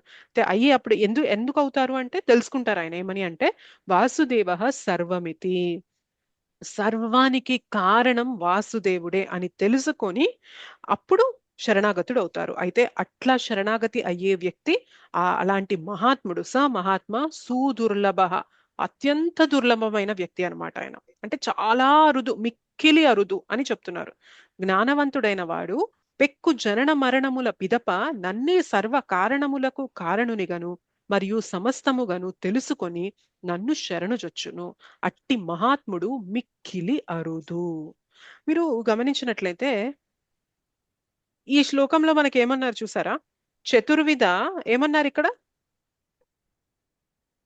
చతుర్విధ భజంతే మాం జనాః సుకృతినో అర్జున ఆర్తో జిజ్ఞాసురర్థార్థి జ్ఞాని చ భరతర్షభ. చతుర్విధ తర్వాత మనకేమొచ్చింది? భజంతే అని వచ్చింది. అంటే 4 రకాల వ్యక్తులు నన్ను భజంతే అంటే ఆరాధిస్తారు, వర్షిప్ చేస్తారు, అంతేగాని వాళ్ళు శరణాగతి అవ్వరు. కానీ ఈ 19వ శ్లోకంకి వచ్చేసరికి ఏమంటున్నారు తెలుసా? బహూనాం జన్మనాం అంతే జ్ఞానవాన్ మాం ప్రపద్యతే. అక్కడ ఆర్తుడు జిజ్ఞాసు అర్థార్థి జ్ఞాని భజంతే అంటే కేవలం ఆరాధిస్తారు. నాకు బెనిఫిట్ కావాలి, నేను ఒక కోరికతో మీ దగ్గరకు వస్తున్నాను, ఆ కోరిక తీరాలి అనే ఇదితో నేను మిమ్మల్ని ఆరాధిస్తాను అనే ఇదితో. ఇక్కడ 19వ శ్లోకంలో ఏంటి అంటే పెక్కు జనన మరణముల పిదప జ్ఞానం కలిగిన వ్యక్తి, నిజమైన జ్ఞానవంతుడు నాకు శరణాగతుడు అవుతాడు. ప్రపద్యంతే అంటే శరణాగతులు అవ్వడం అనమాట. ఓకే, సో ఎవరు మిక్కిలి అరుదు? భజంతే నుండి ప్రపద్యంతేకి మారడం. భజంతే అంటే ఆరాధించడం. ఓకే, వాళ్ళు సాధన మార్గం తీసుకోవడం, భగవంతుణ్ణి ప్రేమించాలి అనే భావనలు, అంటే శుద్ధ భక్తి పొందాలి అనే ఇదిలో వాళ్ళు లేరు. నాకు పలానా చేస్తాను, పలానా బెనిఫిట్ కావాలి, అందుకని నేను వస్తున్నాను. నేను టెంపుల్కి వచ్చానా, కొబ్బరికాయ కొట్టానా, నేను 3 ప్రదక్షిణాలు చేశానా, హుండీలో 10 రూపాయలు వంచానా, నేను ఏదన్నా నాకున్న కోరికను నేను వెల్లడించుకున్నానా, భగవంతుడు నా కోరిక తీర్చారా. సో ఇంతవరకు మాత్రమే ఉంటది అనమాట అక్కడ, జస్ట్ ఆరాధించడం అంతే. ఓకే, కానీ ట్రాన్సిషన్ మనందరం చేసేదంతే. సో కానీ నిజంగా ఈ వ్యక్తులు శుద్ధ భక్తుల సాంగత్యంలోకి వచ్చి ప్రాసెస్ ని గనక పట్టుకున్నట్లయితే, ఆ మార్గాన్ని ఏదైతే భక్తియుత మార్గం ఉందో దాన్ని పట్టుకున్నట్లయితే వీళ్ళు భజంతే లెవెల్ నుంచి ప్రపద్యంతే లెవెల్కి వెళ్తారనమాట. భజంతే అంటే కేవలం ఆరాధించడం, ఏదో లాభాన్ని పొందాలి, స్వలాభాపేక్షని కోరుకొని భజించే లెవెల్ నుంచి ప్రపద్యంతే, నాకు ఇంకేమీ వద్దు కృష్ణ, నీ ఆనందమే నాకు కావాలి, నీ ప్లెజరే నాకు కావాలి. నాకు ఇక్కడికి ఏం కావాలో తెలుసా? ప్రపద్యంతే లెవెల్లో ఏం కావాలో తెలుసా వ్యక్తికి? నీ సేవ కావాలి నాకు. భజంతే లెవెల్లో ఏంటి అంటే నా కోరిక తీర్చు. ప్రపద్యంతే లెవెల్లో నీ సేవ నేను చేయాలి, నాకేమొద్దు, నీ సేవనే నాకు ఇవ్వు. అందుకే కృష్ణకు అసలు అర్థం కాదంట. భక్తులు జనరల్ గా ఎవరినైనా ఆరాధిస్తున్నాం అనుకోండి, మన నైజం ఎలా ఉంటది, మన నేచర్ ఎలా ఉంటది అంటే నేను ఏదైనా చేస్తున్నానంటే నేను ఏదో లాభాన్ని ఆశించి చేస్తూ ఉంటాను. కానీ శుద్ధ భక్తుల దగ్గరకు వచ్చేసరికి బోల్డ్ అంత సేవ చేస్తారు. కృష్ణ అడుగుతారు, మీకు ఏం కావాలి చెప్పండి, మీరు ఇంత సేవ చేస్తున్నారు కదా, నేను ఉత్తగా సేవ తీసుకోలేను, మీకు ఏం కావాలో చెప్పండి అంటాను. మాకేమొద్దు కృష్ణ, ఒకవేళ నీకు ఇవ్వాలనుకుంటే మాకు ఒకటి ఇవ్వు అని అంటారు అనమాట. కృష్ణ ఆతృతతో చూస్తారనమాట. ఏమడుగుతారో వీళ్ళు ఇంత సేవ చేశారు కదా, ఏమడుగుతారో అని చెప్పి చెప్పండి ఏం కావాలి మీకు అని అడిగితే శుద్ధ భక్తులు ఏమంటారు తెలుసా? ఇంకా సేవ ఇవ్వు కృష్ణ అని అడుగుతారు అనమాట. సో కృష్ణకు అర్థం కాదు, ఇదేంటి ఇంత సేవ చేసి మళ్ళీ ఏదైనా కావాలేమో అని నేను అడుగుతుంటే నాకు ఇంకా సేవ కావాలి అని అడుగుతున్నారు అని చెప్పి కృష్ణకు అర్థం కాదనమాట. అందుకని భక్తుల దగ్గరికి కృష్ణ ఇంకా దాసోహం అయిపోతారనమాట. సో ఆ లెవెల్ ఏంటి అంటే ప్రపద్యంతే లెవెల్ అనమాట. అర్థమవుతుందా? సో భజంతే, ఈ ఆర్తితో అర్థార్థులు, జిజ్ఞాసులు, జ్ఞానులు కేవలం ఆరాధిస్తారు పలానా బెనిఫిట్ కావాలి అని. కానీ అక్కడి నుండి మనం ఎక్కడికి వెళ్ళాలి అంటే మనం ఈ కేటగిరీలో ఉండుండొచ్చు, దట్స్ ఫైన్. మాతాజీ అన్నట్లు ఇందాక ఇక్కడ ఉన్నాం మనం, బట్ ఇప్పుడు మనం భజంతేలో ఆగట్లేదు, ప్రపద్యంతేకి వెళ్ళే మార్గంలో ఉన్నాం అన్నమాట. అర్థమవుతుందా? సరెండర్ అయ్యే మార్గంలో మనం ఉన్నాం. మరి మార్గం ఏంటి? భజంతే నుంచి ప్రపద్యంతే అవ్వడానికి మార్గం ఏంటి అంటే ABCD. ఏంటి ABCD? ఏ అంటే అసోసియేషన్, భక్తుల సాంగత్యం, శాస్త్రాధ్యయనం, జపం, భగవత్ శ్రీమూర్తుల ఆరాధన. కరెక్ట్. ఇవాళ మీరు చూడండి, భగవంతుని చాలా మంది ఆరాధిస్తూ ఉంటారు, కానీ మీరు జపం చేయండి, మీరు కొంచెం భగవద్గీత చదవండి, రోజు నియమంగా కొన్ని మాలలు జపం చేయండి, కొంచెం కుదిరినప్పుడు వచ్చి భగవంతునికి సేవ చేయండి అని చెప్తే ఇవన్నీ ఇప్పుడు కాదులేండి అని వెనక్కి వెళ్ళిపోయే వాళ్ళు ఉంటారు. అవునా కదా? ఆలోచించండి. అంటే అంటే బేసిక్ గా భజంతి దగ్గర వాళ్ళు ఉన్నారు, కానీ ప్రపద్యంతేకి రావడానికి మొగ్గు చూపడం లేదనమాట. అందుకని ఇక్కడ భగవంతుడు ఏమంటున్నారంటే ఇట్లాంటి భక్తులు చాలా అరుదు, చాలా మిక్కిలి అరుదు. బహునాం జన్మనాం అంతే. అది అంత ఈజీగా భగవంతుణ్ణి ప్రేమించాలి, ఆరాధించాలి అనే లెవెల్కి వెళ్ళడం అనేది అంత ఈజీ కాదు. మనం ఈ మార్గంలోకి వచ్చాము అంటే ఎంతో గొప్ప కృప ఉంటేనే మనం ఈ మార్గాన్ని తీసుకుంటున్నాం. సో భగవంతుడి దగ్గరికి రావడం చాలా అరుదు, వచ్చి ఏదో లాభాన్ని పొంది వెళ్ళిపోయే వాళ్ళు చాలా ఎక్కువ మందినే చూస్తూ ఉంటాం. కానీ వచ్చి నిలకడగా ఉండి నేను ఈ లాభాల కోసం కాదు, భగవంతుని సేవ కోసం, భగవంతుని ప్రేమించడం కోసమే నేను భగవంతునితో నేను సంబంధాన్ని ఏర్పరచుకుంటాను అని నిలబడే కేటగిరీకి రావడం అనేది మాత్రం చాలా చాలా చాలా అరుదు. అది అవ్వాలి అంటే ఎప్పుడు పాసిబుల్ అవుతుందంటే ABCD చేస్తేనే పాసిబుల్ అవుతుంది. మీకు ఇంకొక స్లైడ్ నేను ఇక్కడ యాడ్ చేస్తాను, అది కూడా చెప్తాను, మీకు ఇంకా క్లియర్గా అర్థమవుతుంది. భజంతే కేటగిరీలో ఎలా ఉంటది అంటే ఇక్కడ మీకు ఒక పెద్ద సర్కిల్ కనిపిస్తుంది, అందులో ఏం రాసింది చెప్పండి? జగత్.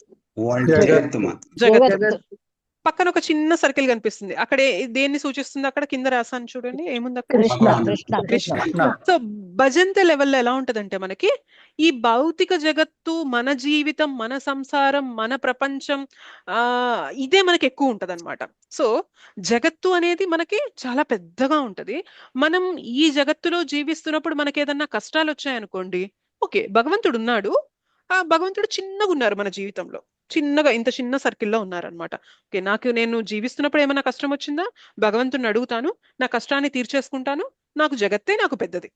ఓకే నేను జీవిస్తున్నప్పుడు నాకు నా చేతిలో లేని కష్టం వచ్చిందా, నేను భగవంతుడిని ఆరాధిస్తా, ఆ భగవంతుడు నాకు నా కష్టాన్ని తీర్చినప్పుడు నేను థ్యాంక్ యూ అని చెప్పేస్తాను, నా జీవితాన్ని నేను బ్రతుకుతూ ఉంటాను.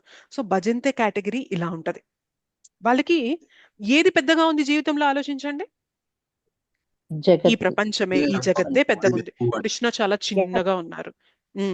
కానీ ఎందుకు ఈ 19వ శ్లోకంలో చెప్పిన వాళ్ళు చాలా అరుదు అంటున్నారంటే వాళ్ళు ఈ కేటగిరీలో లేదు, వాళ్ళు రైట్ సైడ్ ప్రపద్యంతే కేటగిరీలో ఉన్నారనమాట. సో ప్రపద్యంతే కేటగిరీలో పెద్దగా ఎవరున్నారు చెప్పండి? కృష్ణ పెద్దగా ఉన్నారు. మరి వీరి జీవితంలో జగత్తు లేదా అంటే జగత్తు ఉందా లేదా? జగత్ ఎంత చిన్నదైపోయిందంటే కృష్ణతో పోల్చుకుంటే జగత్తు చాలా చిన్నగా అయిపోయింది అనమాట ప్రపద్యంతే లెవెల్లో. ఓకే సో అందుకనే ఈ కేటగిరీ బహునాం జన్మనామంతే జ్ఞానవాన్ మాం ప్రపద్యతే, అట్లాంటి మహాత్ములు మహాత్మా సుదుర్లభ అని ఎందుకు అంటున్నారంటే జగత్తుని పెద్దగా ఉన్న మన జీవితంలో జగత్ ఇంత పెద్దగా ఉన్న రేషియోని మనము కృష్ణాని పెద్దగా చేసి జగత్తుని చిన్నగా చేయడం అంటే అందరికీ సాధ్యం కాని పని, చాలా అరుదైన పని. ఎందుకంటే మనం వదల్లేం జగత్తుని. నాకు ఇక్కడే ఆనందం ఉంది, ఇక్కడే సుఖం ఉంది, ఇక్కడే సంతోషం ఉంది, ఇక్కడొచ్చే కష్టాలు తీర్చుకొని నేను ఇక్కడిక్కడే నేను లాభాన్ని పొంది ఇక్కడిక్కడే ఆనందాన్ని పొందాలి అనే ఇదిలోనే ఉండిపోతాం తప్ప ఎవరైతే సిన్సియర్గా ABCD పట్టుకుంటారో, భక్తుల సాంగత్యంలోకి వస్తారో, హరినామ జపం చేస్తారో, శాస్త్రాధ్యయనం చేస్తారో, అర్చ విగ్రహాల సేవ చేస్తారో, భగవంతునికి నివేదన చేసింది స్వీకరిస్తూ ఉంటారో, ఈ పనులు ఈ 5 చేసిన వారు మాత్రమే మెల్లిమెల్లిగా వారి జీవితంలో జగత్తు సైజ్ అనేది తగ్గుతూ ఉంటుంది, కృష్ణ సైజ్ అనేది పెరుగుతూ ఉంటుంది. ఓకే ఇనిషియల్ గా మనందరికి కూడా అంతే, ఇప్పటికి కూడా అంతే, మనకి జగత్తే పెద్దగా ఉంటుంది, కృష్ణ చాలా చిన్నగా ఉంటారు. ఎందుకంటే ఇప్పుడే మనం సాధనని మొదలు పెట్టాం కదా. But over a period of time, కొన్ని ఏళ్ళు డౌన్ ద లైన్ మనం ముందుకెళ్లే కొద్ది ఏమవుతుంది అంటే మెల్లమెల్లగా కృష్ణని మనం పెద్దగా చేసే పని, ఆ సాధనని పట్టుకున్నాం కాబట్టి మన జీవితంలో కృష్ణ పెరుగుతూ ఉంటారు. అయితే ఎప్పుడైతే కృష్ణ పెరుగుతూ ఉంటారో భౌతిక జగత్తు యొక్క సైజ్ అనేది మన జీవితంలో తగ్గిపోతూ ఉంటుంది. దీనివల్ల వచ్చే బెనిఫిట్ ఏంటి ఎవరైనా చెప్పగలరా? కృష్ణ సైజ్ అంటే మన జీవితంలో కృష్ణ పెరగడం ఏంటి, జగత్తు తగ్గడం ఏంటి, ఒకప్పుడు జగత్తు పెద్దగా ఉండడం ఏంటి, కృష్ణ తక్కువగా ఉండడం ఏంటి? అర్థమవుతుంది ఎవరికైనా? ఏం లాభం కలుగుతుంది దీని వల్ల చెప్పగలరా ఎవరైనా? అంటే కృష్ణ మనకి ఎక్కువగా ఉండటం వల్ల, ఎక్కువ భక్తిలో ఉండటం వల్ల ఈ మనం భౌతికంగా తగ్గిపోతూ ఉంటాం మాతాజీ. అలా తగ్గిపోవడం అంటే మనకి ఆధ్యాత్మికం వైపు ఎక్కువగా మనసు వెళ్ళడం వల్ల ఇటు తగ్గుతూ ఉంటది మాతాజీ. అంటే మనం జపం చేయడము, శ్రవణం చేయడం, నవవిధ భక్తులు చేస్తూ ఉండడం వల్ల అంటే జ్ఞానం అంటూ కొంచెం మనకు వస్తది. అలా రావడం వల్ల అలాగా మనం ఎవరితో మాట్లాడకూడదు, అంటే గ్యాసిప్స్ అలాగా ఎక్కువగా మాట్లాడకూడదు. జ్ఞానం రావడం వల్ల మనకు ఆటోమేటిక్ అది తగ్గడం వల్ల మన ఆధ్యాత్మిక కృష్ణుడి వైపు ఎక్కువగా ఉంటాం మాతాజీ. ప్రతి పని భగవంతార్థంతో చేస్తాం మాతాజీ. లౌకికంగా ఇంట్రెస్ట్ తగ్గిపోయి మన ఫోకస్ అంతా కృష్ణుని వైపు వెళ్తుంది. ఇంకొంచెం డీటెయిల్లోకి వెళ్ళినట్లయితే మనకు వచ్చే బెనిఫిట్ ఏమైతుందో తెలుసా? ఇవాళ మన ప్రపంచం పెద్దగా ఉంది, కృష్ణ చిన్నగా ఉన్నారు కాబట్టే ప్రపంచంలో కలిగే సుఖ దుఃఖాలు, లాభ నష్టాలు, జయాపజయాలు ఇవన్నీ కూడా మనల్ని ప్రభావితం చేస్తున్నాయి. ఎందుకంటే మన జీవితంలో ప్రపంచం పెద్దగా ఉంది. ఈ జగత్ ఎప్పుడు కూడా ద్వంద్వాలతో ఉంటుంది. ఆల్వేస్ హ్యాపీనెస్ ఎవరికైనా ఉంటుందా చెప్పండి? సదా సంతోషంతో ఎవరైనా ఉంటారా? సదా దుఃఖంతో ఎవరైనా ఉంటారా?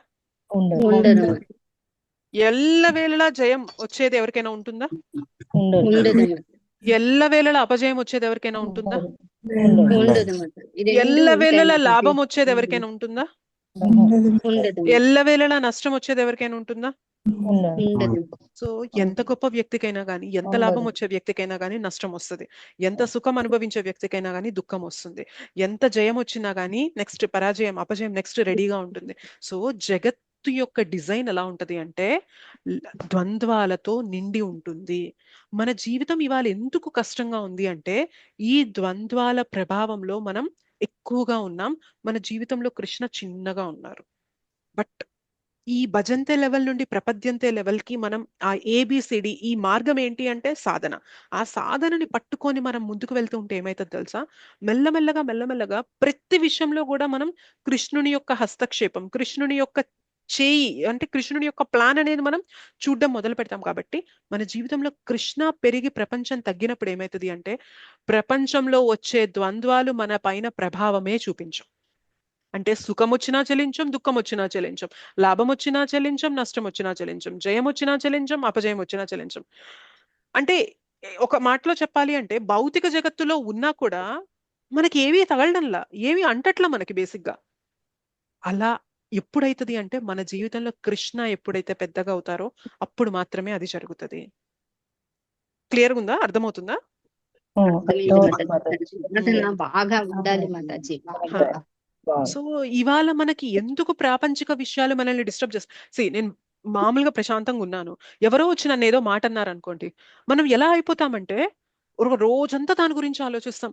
నేను ఇంత చేశాను వీరికి, వీళ్ళు వచ్చి నన్ను ఇంత నిందిస్తున్నారే, ఇంత చేసినా కూడా ఇన్ని మాటలు అంటున్నారే అని చెప్పి మనం ఆ రోజు ఇంకే పని చేస్తున్నా కానీ దాని గురించి ఆలోచిస్తూ ఉంటాం. మనం గతంలో వారికి చేసిన మంచి పని అంతా గుర్తు చేసుకుంటూ ఉంటాం, వాళ్ళు మనల్ని అన్న చెడు విషయాలన్నీ కూడా గుర్తు చేసుకుంటూ ఉంటాం. ఇంకా ఆ నైట్ కూడా మనకి నిద్ర పట్టదనమాట. ఏం తినబుద్ధి కాదు, ఏం చేయబుద్ధి కాదు, నిద్ర కూడా పట్టదనమాట. మనకి అదే యాంగ్జైటీ అనేది నడుస్తూ ఉంటుంది. ఎందుకు ఇలా అవుతుంది? శుద్ధ భక్తులకు ఎవరు ఏమనరా అంటే అంటారు. ఆ శుద్ధ భక్తుల్ని చేసే అంత భక్తిలో ఉన్న వాళ్ళని కూడా అంటారు. కానీ వాళ్ళు ఎందుకు అంత ప్రశాంతంగా ఉంటున్నారంటే మనకి వాళ్ళ జగత్తు పెద్దగా ఉంది. వీళ్ళు ఏదైతే అన్నారో జగత్తు పెద్దగా ఉంది కాబట్టి జగత్తులో నుండి వచ్చేవన్నీ మనం మన మనసులోకి ఎక్కువగా తీసుకుంటున్నాం. కానీ మన జీవితంలో కృష్ణ పెద్దగా అయిపోయారు అనుకోండి, ఎవరు ఏదైనా అనని, ఈ ప్రపంచమే ఇలా ఉంటుంది. ఎవరు ఏదైనా అన్నా కూడా నాకు భగవంతునికి ఉన్న సంబంధం ఎప్పటికీ తెగదు, నాకు భగవంతునికి ఉన్న సంబంధాన్ని ఎవ్వరూ ఆపలేరు అని మనం కృష్ణాని పెద్దగా చేసుకున్నప్పుడు అసలు ఎవరైనా ఏమైనా అన్నా కూడా మనకు అవి తగులుతాయి. ఆలోచించండి. ఆ స్థితికి మనం వెళ్ళాలి. ఆ స్థితికి వెళ్ళాలి అంటే మనకున్న మార్గమే ఈ భక్తి మార్గం, ఏబిసిడి. అంటే భగవంతుణ్ణి ఏదో ఆశించి జగత్తులో ఏదో పొందడానికి నేను భగవంతుణ్ణి ఆరాధించట్లా. నేను జగత్తులో బ్రతుకుతూ భగవంతుడే నా జీవితం యొక్క గమ్యం అయ్యేలాగా నేను నా జీవితాన్ని గడుపుతున్నా. ఎప్పుడైతే అలా మనం బ్రతకడం మొదలు పెడతామో మన జీవితంలో కృష్ణ పెద్దగా అయిపోతారు, ప్రపంచం చిన్నగా అయిపోతుంది. అండ్ ఒక్కసారి అలా అయిందంటే మాత్రం ఈ ప్రపంచంలో వచ్చే ఒడిదుడుకులు ఏవి కూడా మనల్ని తాకవు. అందుకనే ఈ కేటగిరీ ఇక్కడ మనకి ఈ శ్లోకంలో చెప్పిన వారు చాలా చాలా చాలా అరుదు అని భగవంతుడు చెప్తున్నారు అన్నమాట. కృష్ణనే చెప్తున్నారు, నా దగ్గరికి కోరికలతో రావచ్చు, ధనం కోసం రావచ్చు, జిజ్ఞాసుగా రావచ్చు, ఇట్లా వస్తారు. బట్ ఇక్కడి నుంచి నాకు శరణాగతి అయ్యి నా సేవ నా ప్రేమ మాత్రమే కావాలి అనుకునే స్థితికి వెళ్ళాలి అనేవారు మాత్రం చాలా అరుదు కృష్ణ అర్జున అని చెప్తున్నారనమాట. స మహాత్మ సుదుర్లభ, అత్యంత అరుదైన వాళ్ళు అనమాట. సో మనందరం కూడా అరుదైన కేటగిరీలోకి చెందాలా వద్దా? చెందాలి. ఏదో కొంతకాలం ఇంట్రెస్ట్ వచ్చింది అని కొంతకాలం మనం భక్తి చేయడం, మళ్ళీ పక్కకి వెళ్ళిపోవడం చేస్తే మనం ఎక్కడి దాకా వస్తాం చెప్పండి? ప్రపద్యంతే దాకా వస్తామా, భజంతేలో ఆగిపోతామా? భజంతేలో ఆగిపోవాలా? ప్రపంచాన్ని పెద్దగా ఉంచేసుకోవాలా? మన జీవితంలో కృష్ణాన్ని పెద్దగా చేసుకోవాలా? కృష్ణాన్ని పెద్దగా చేసుకోవాలి అంటే it is a long time process.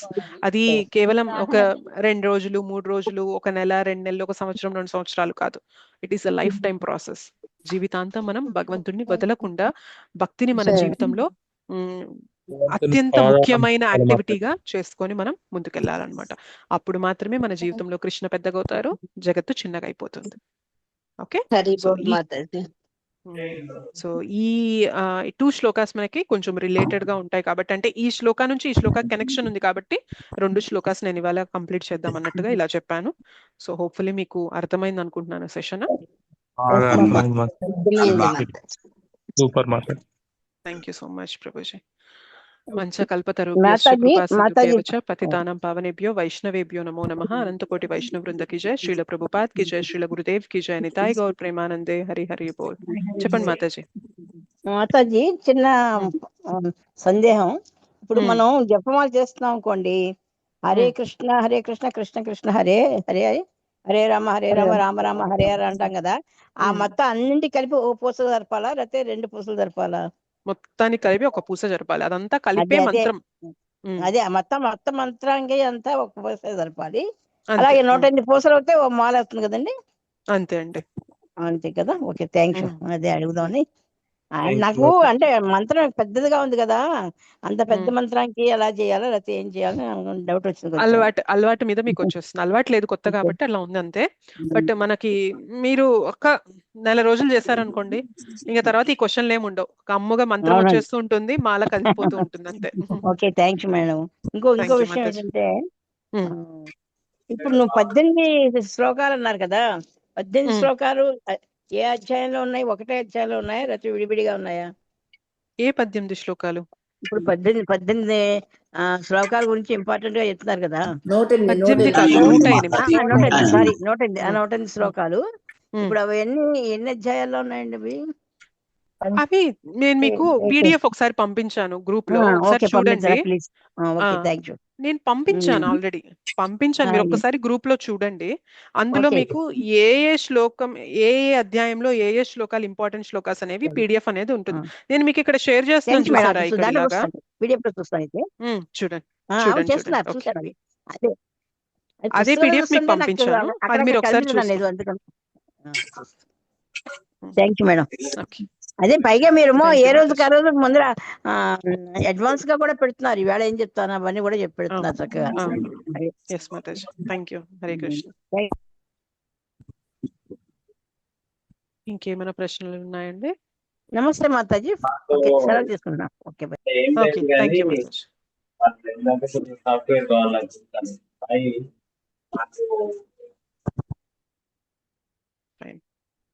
ఇంకేమీ ప్రశ్నలు లేవంటే మనం మన క్లాస్ని ఎండ్ చేద్దాము. Okay, thank you so much మాతాజీస్ అండ్ ప్రభుజీస్. మళ్ళీ మనం నెక్స్ట్ ట్యూస్డే వచ్చే మంగళవారం అనేది కలుసుకుందాము.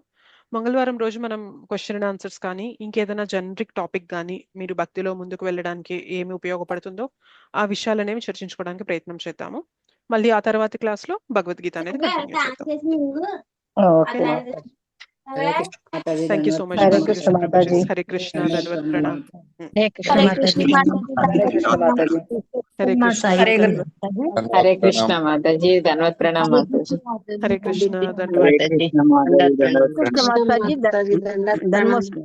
Dandavat pranam. Hare Krishna. బాగా చెప్పారు మాతాజీ, చాలా బాగా అర్థమైంది, చాలా బాగా చెప్పారు Mataji. Thank you Mataji. Hare Krishna. Hare Krishna Mataji. Hare Krishna Mataji. Dandavat pranam. Purushottama అయిపోయిందా మాతాజీ? లేదు ఇంకా ఉంది మాతాజీ. ఇంకెన్ని రోజులు 15 మాతాజీ? 15 దాకా మనకి ఈ నెల ఎండ్ అయితే ఇవాళ ఏకాదశి కదా, సో 15వ తారీఖు అయిపోతుంది మనకి. Mataji thank you Yes, Mataji. Thank you మాతాజీ. హరే కృష్ణ. ఏకాదశి ధన్యవాదాలు. శుభాకాంక్షలు మాతాజీ. థ్యాంక్ యూ మాతాజీ, మీకు కూడా ఏకాదశి శుభాకాంక్షలు. హరే కృష్ణ మాతాజీ, ధన్యవాదాలు మాతాజీ. ధన్యవాదాలు. హరే కృష్ణ. హరే కృష్ణ మాతాజీ, ప్రణామం. దండవత్ ప్రణామ్. Thank you. హరే కృష్ణ మాతాజీ. నెక్స్ట్ చిన్నడా చెప్పండి ప్రభు. హలో మాతాజీ, ఇప్పుడు ఉపనిషత్తులు చెప్పి వచ్చినాయిగా మాతాజీ అలా శ్లోకాలు అవి ఉంటాయా మేడం మళ్ళా ఎట్లా పీడిఎఫ్ కానీ ఎట్లా? ఆహా, లేదండి. ఇవన్నీ కూడా ప్రభుపాదుల వారు మనకి వివిధ శాస్త్రాల నుండి రిఫరెన్సెస్ తీసుకొని మనకి భగవద్గీతలో పెట్టించారు. మనం వాటి అన్నిటి లోపలికి వెళ్ళి మనం చదవట్లేదు. మనము కేవలం భగవద్గీత మాత్రమే ఫోకస్ చేస్తున్నాం కాబట్టి అవన్నీ కూడా మన దగ్గర లేవు ప్రభుజీ. ఓకే, మధ్య మధ్య ఉపనిషత్తులు అవి చెప్తారు కదా. అన్ని ఉపనిషత్తులు, అవును, వేరే పురాణాలు ఉపనిషత్తుల నుండి రిఫరెన్సెస్ తీసుకొని మనకి ప్రభుపాదుల వారి భాష్యంలో ఇచ్చారు, కానీ మనం వాటిపైన ఎక్కువ ఫోకస్ చేయము. మన ఫోకస్ అంతా కూడా ఇక్కడ భాష్యం పైననే ఉంటుంది. సో అవైతే పీడిఎఫ్స్ ఏం లేవు ప్రభుజీ. అవి ఉంటాయా, బుక్స్ ఉంటాయా మాతాజీ? మేబీ ఉండొచ్చు, కానీ ఇస్కాన్ లో అవేమి ఉండవు ప్రభుజీ. ఇస్కాన్ ఫోకస్ అంతా కూడా 3 బుక్స్ పైనే ఉంటుంది: భగవద్గీత, భాగవతం, చైతన్య చరితామృతం. మనకి స్మాల్ బుక్స్ అనేవి చిన్న చిన్న బుక్స్ కూడా ఉంటాయి కదా, ఇవన్నీ ఎక్కడి నుండి అంటే బేసిక్ గా మనకి భగవద్గీత, భాగవతం వీటి నుండే వస్తాయి. దీంతో పాటు మనకి ఒక్క ఉపనిషత్ ఏంటి అంటే మనకి ఈశోపనిషత్ అని ఉంటది, చాలా చిన్న ఉపనిషత్ అది ఒక్కటి మనం చదువుతాము. ఇస్కాన్ లో ఆ విషయాలు అనేవి చర్చించుకుంటాము. అంతే తప్ప మనం ఇంకా భక్తి రసామృత సింధు అని ఒకటి ఉంటది. బేసిక్ గా ఈ 5 బుక్స్ పైననే మనం ఎక్కువ చర్చిస్తూ ఉంటాం ప్రభుజీ. బట్ మీకు విడిగా ఇట్లాంటి ఉపనిషత్తులు కావాలి అనుకుంటే మేబీ ఇంకా బయట ఏదైనా చూడాలి. ఇస్కాన్ లో అయితే మనకి అవి ఎక్కడ దొరకవు ప్రభుజీ. ఫోకస్ వాటిపైన ఉండదు. ఎందుకంటే అవి చాలా వాస్ట్, చాలా బోలెడంతా ఉంటదన్నమాట. వాటి అర్థాలు మనకు చదవడం కూడా చాలా కష్టంగా ఉంది, ఇందాక మీరు చూసినట్లయితే. సో అవి అర్థం చేసుకోవడం, వాటికి అసలు ఏం చెప్తున్నాయని తెలుసుకోవడం అనేది మనకి చాలా కష్టం అన్నమాట. సో అండ్ మన సమయం కూడా చాలా తక్కువ కాబట్టి అన్నిటి జోలికి వెళ్లకుండా శ్రీల ప్రభుపాదుల వారు మనకి ఏదైతే కావాలో అంతవరకు మాత్రమే చాలా సింప్లిఫైడ్ గా ఇచ్చారనమాట సిలబస్. మనకి ఏవైతే బుక్స్ చదవాలో, శాస్త్రాలు చదవాలో దానిపైన మనం ఫోకస్ చేస్తే సరిపోతుంది ప్రభుజీ. మనకు కావాల్సిన జ్ఞానం, భక్తిలో మనం ముందుకెళ్ళడానికి కావాల్సిన జ్ఞానం అంతా కూడా వీటి ద్వారా మనకి వచ్చేస్తుంది. ధన్యవాదాలు. హరే కృష్ణ ప్రభుజీ. హరే కృష్ణ మాతాజీ. హరే కృష్ణ.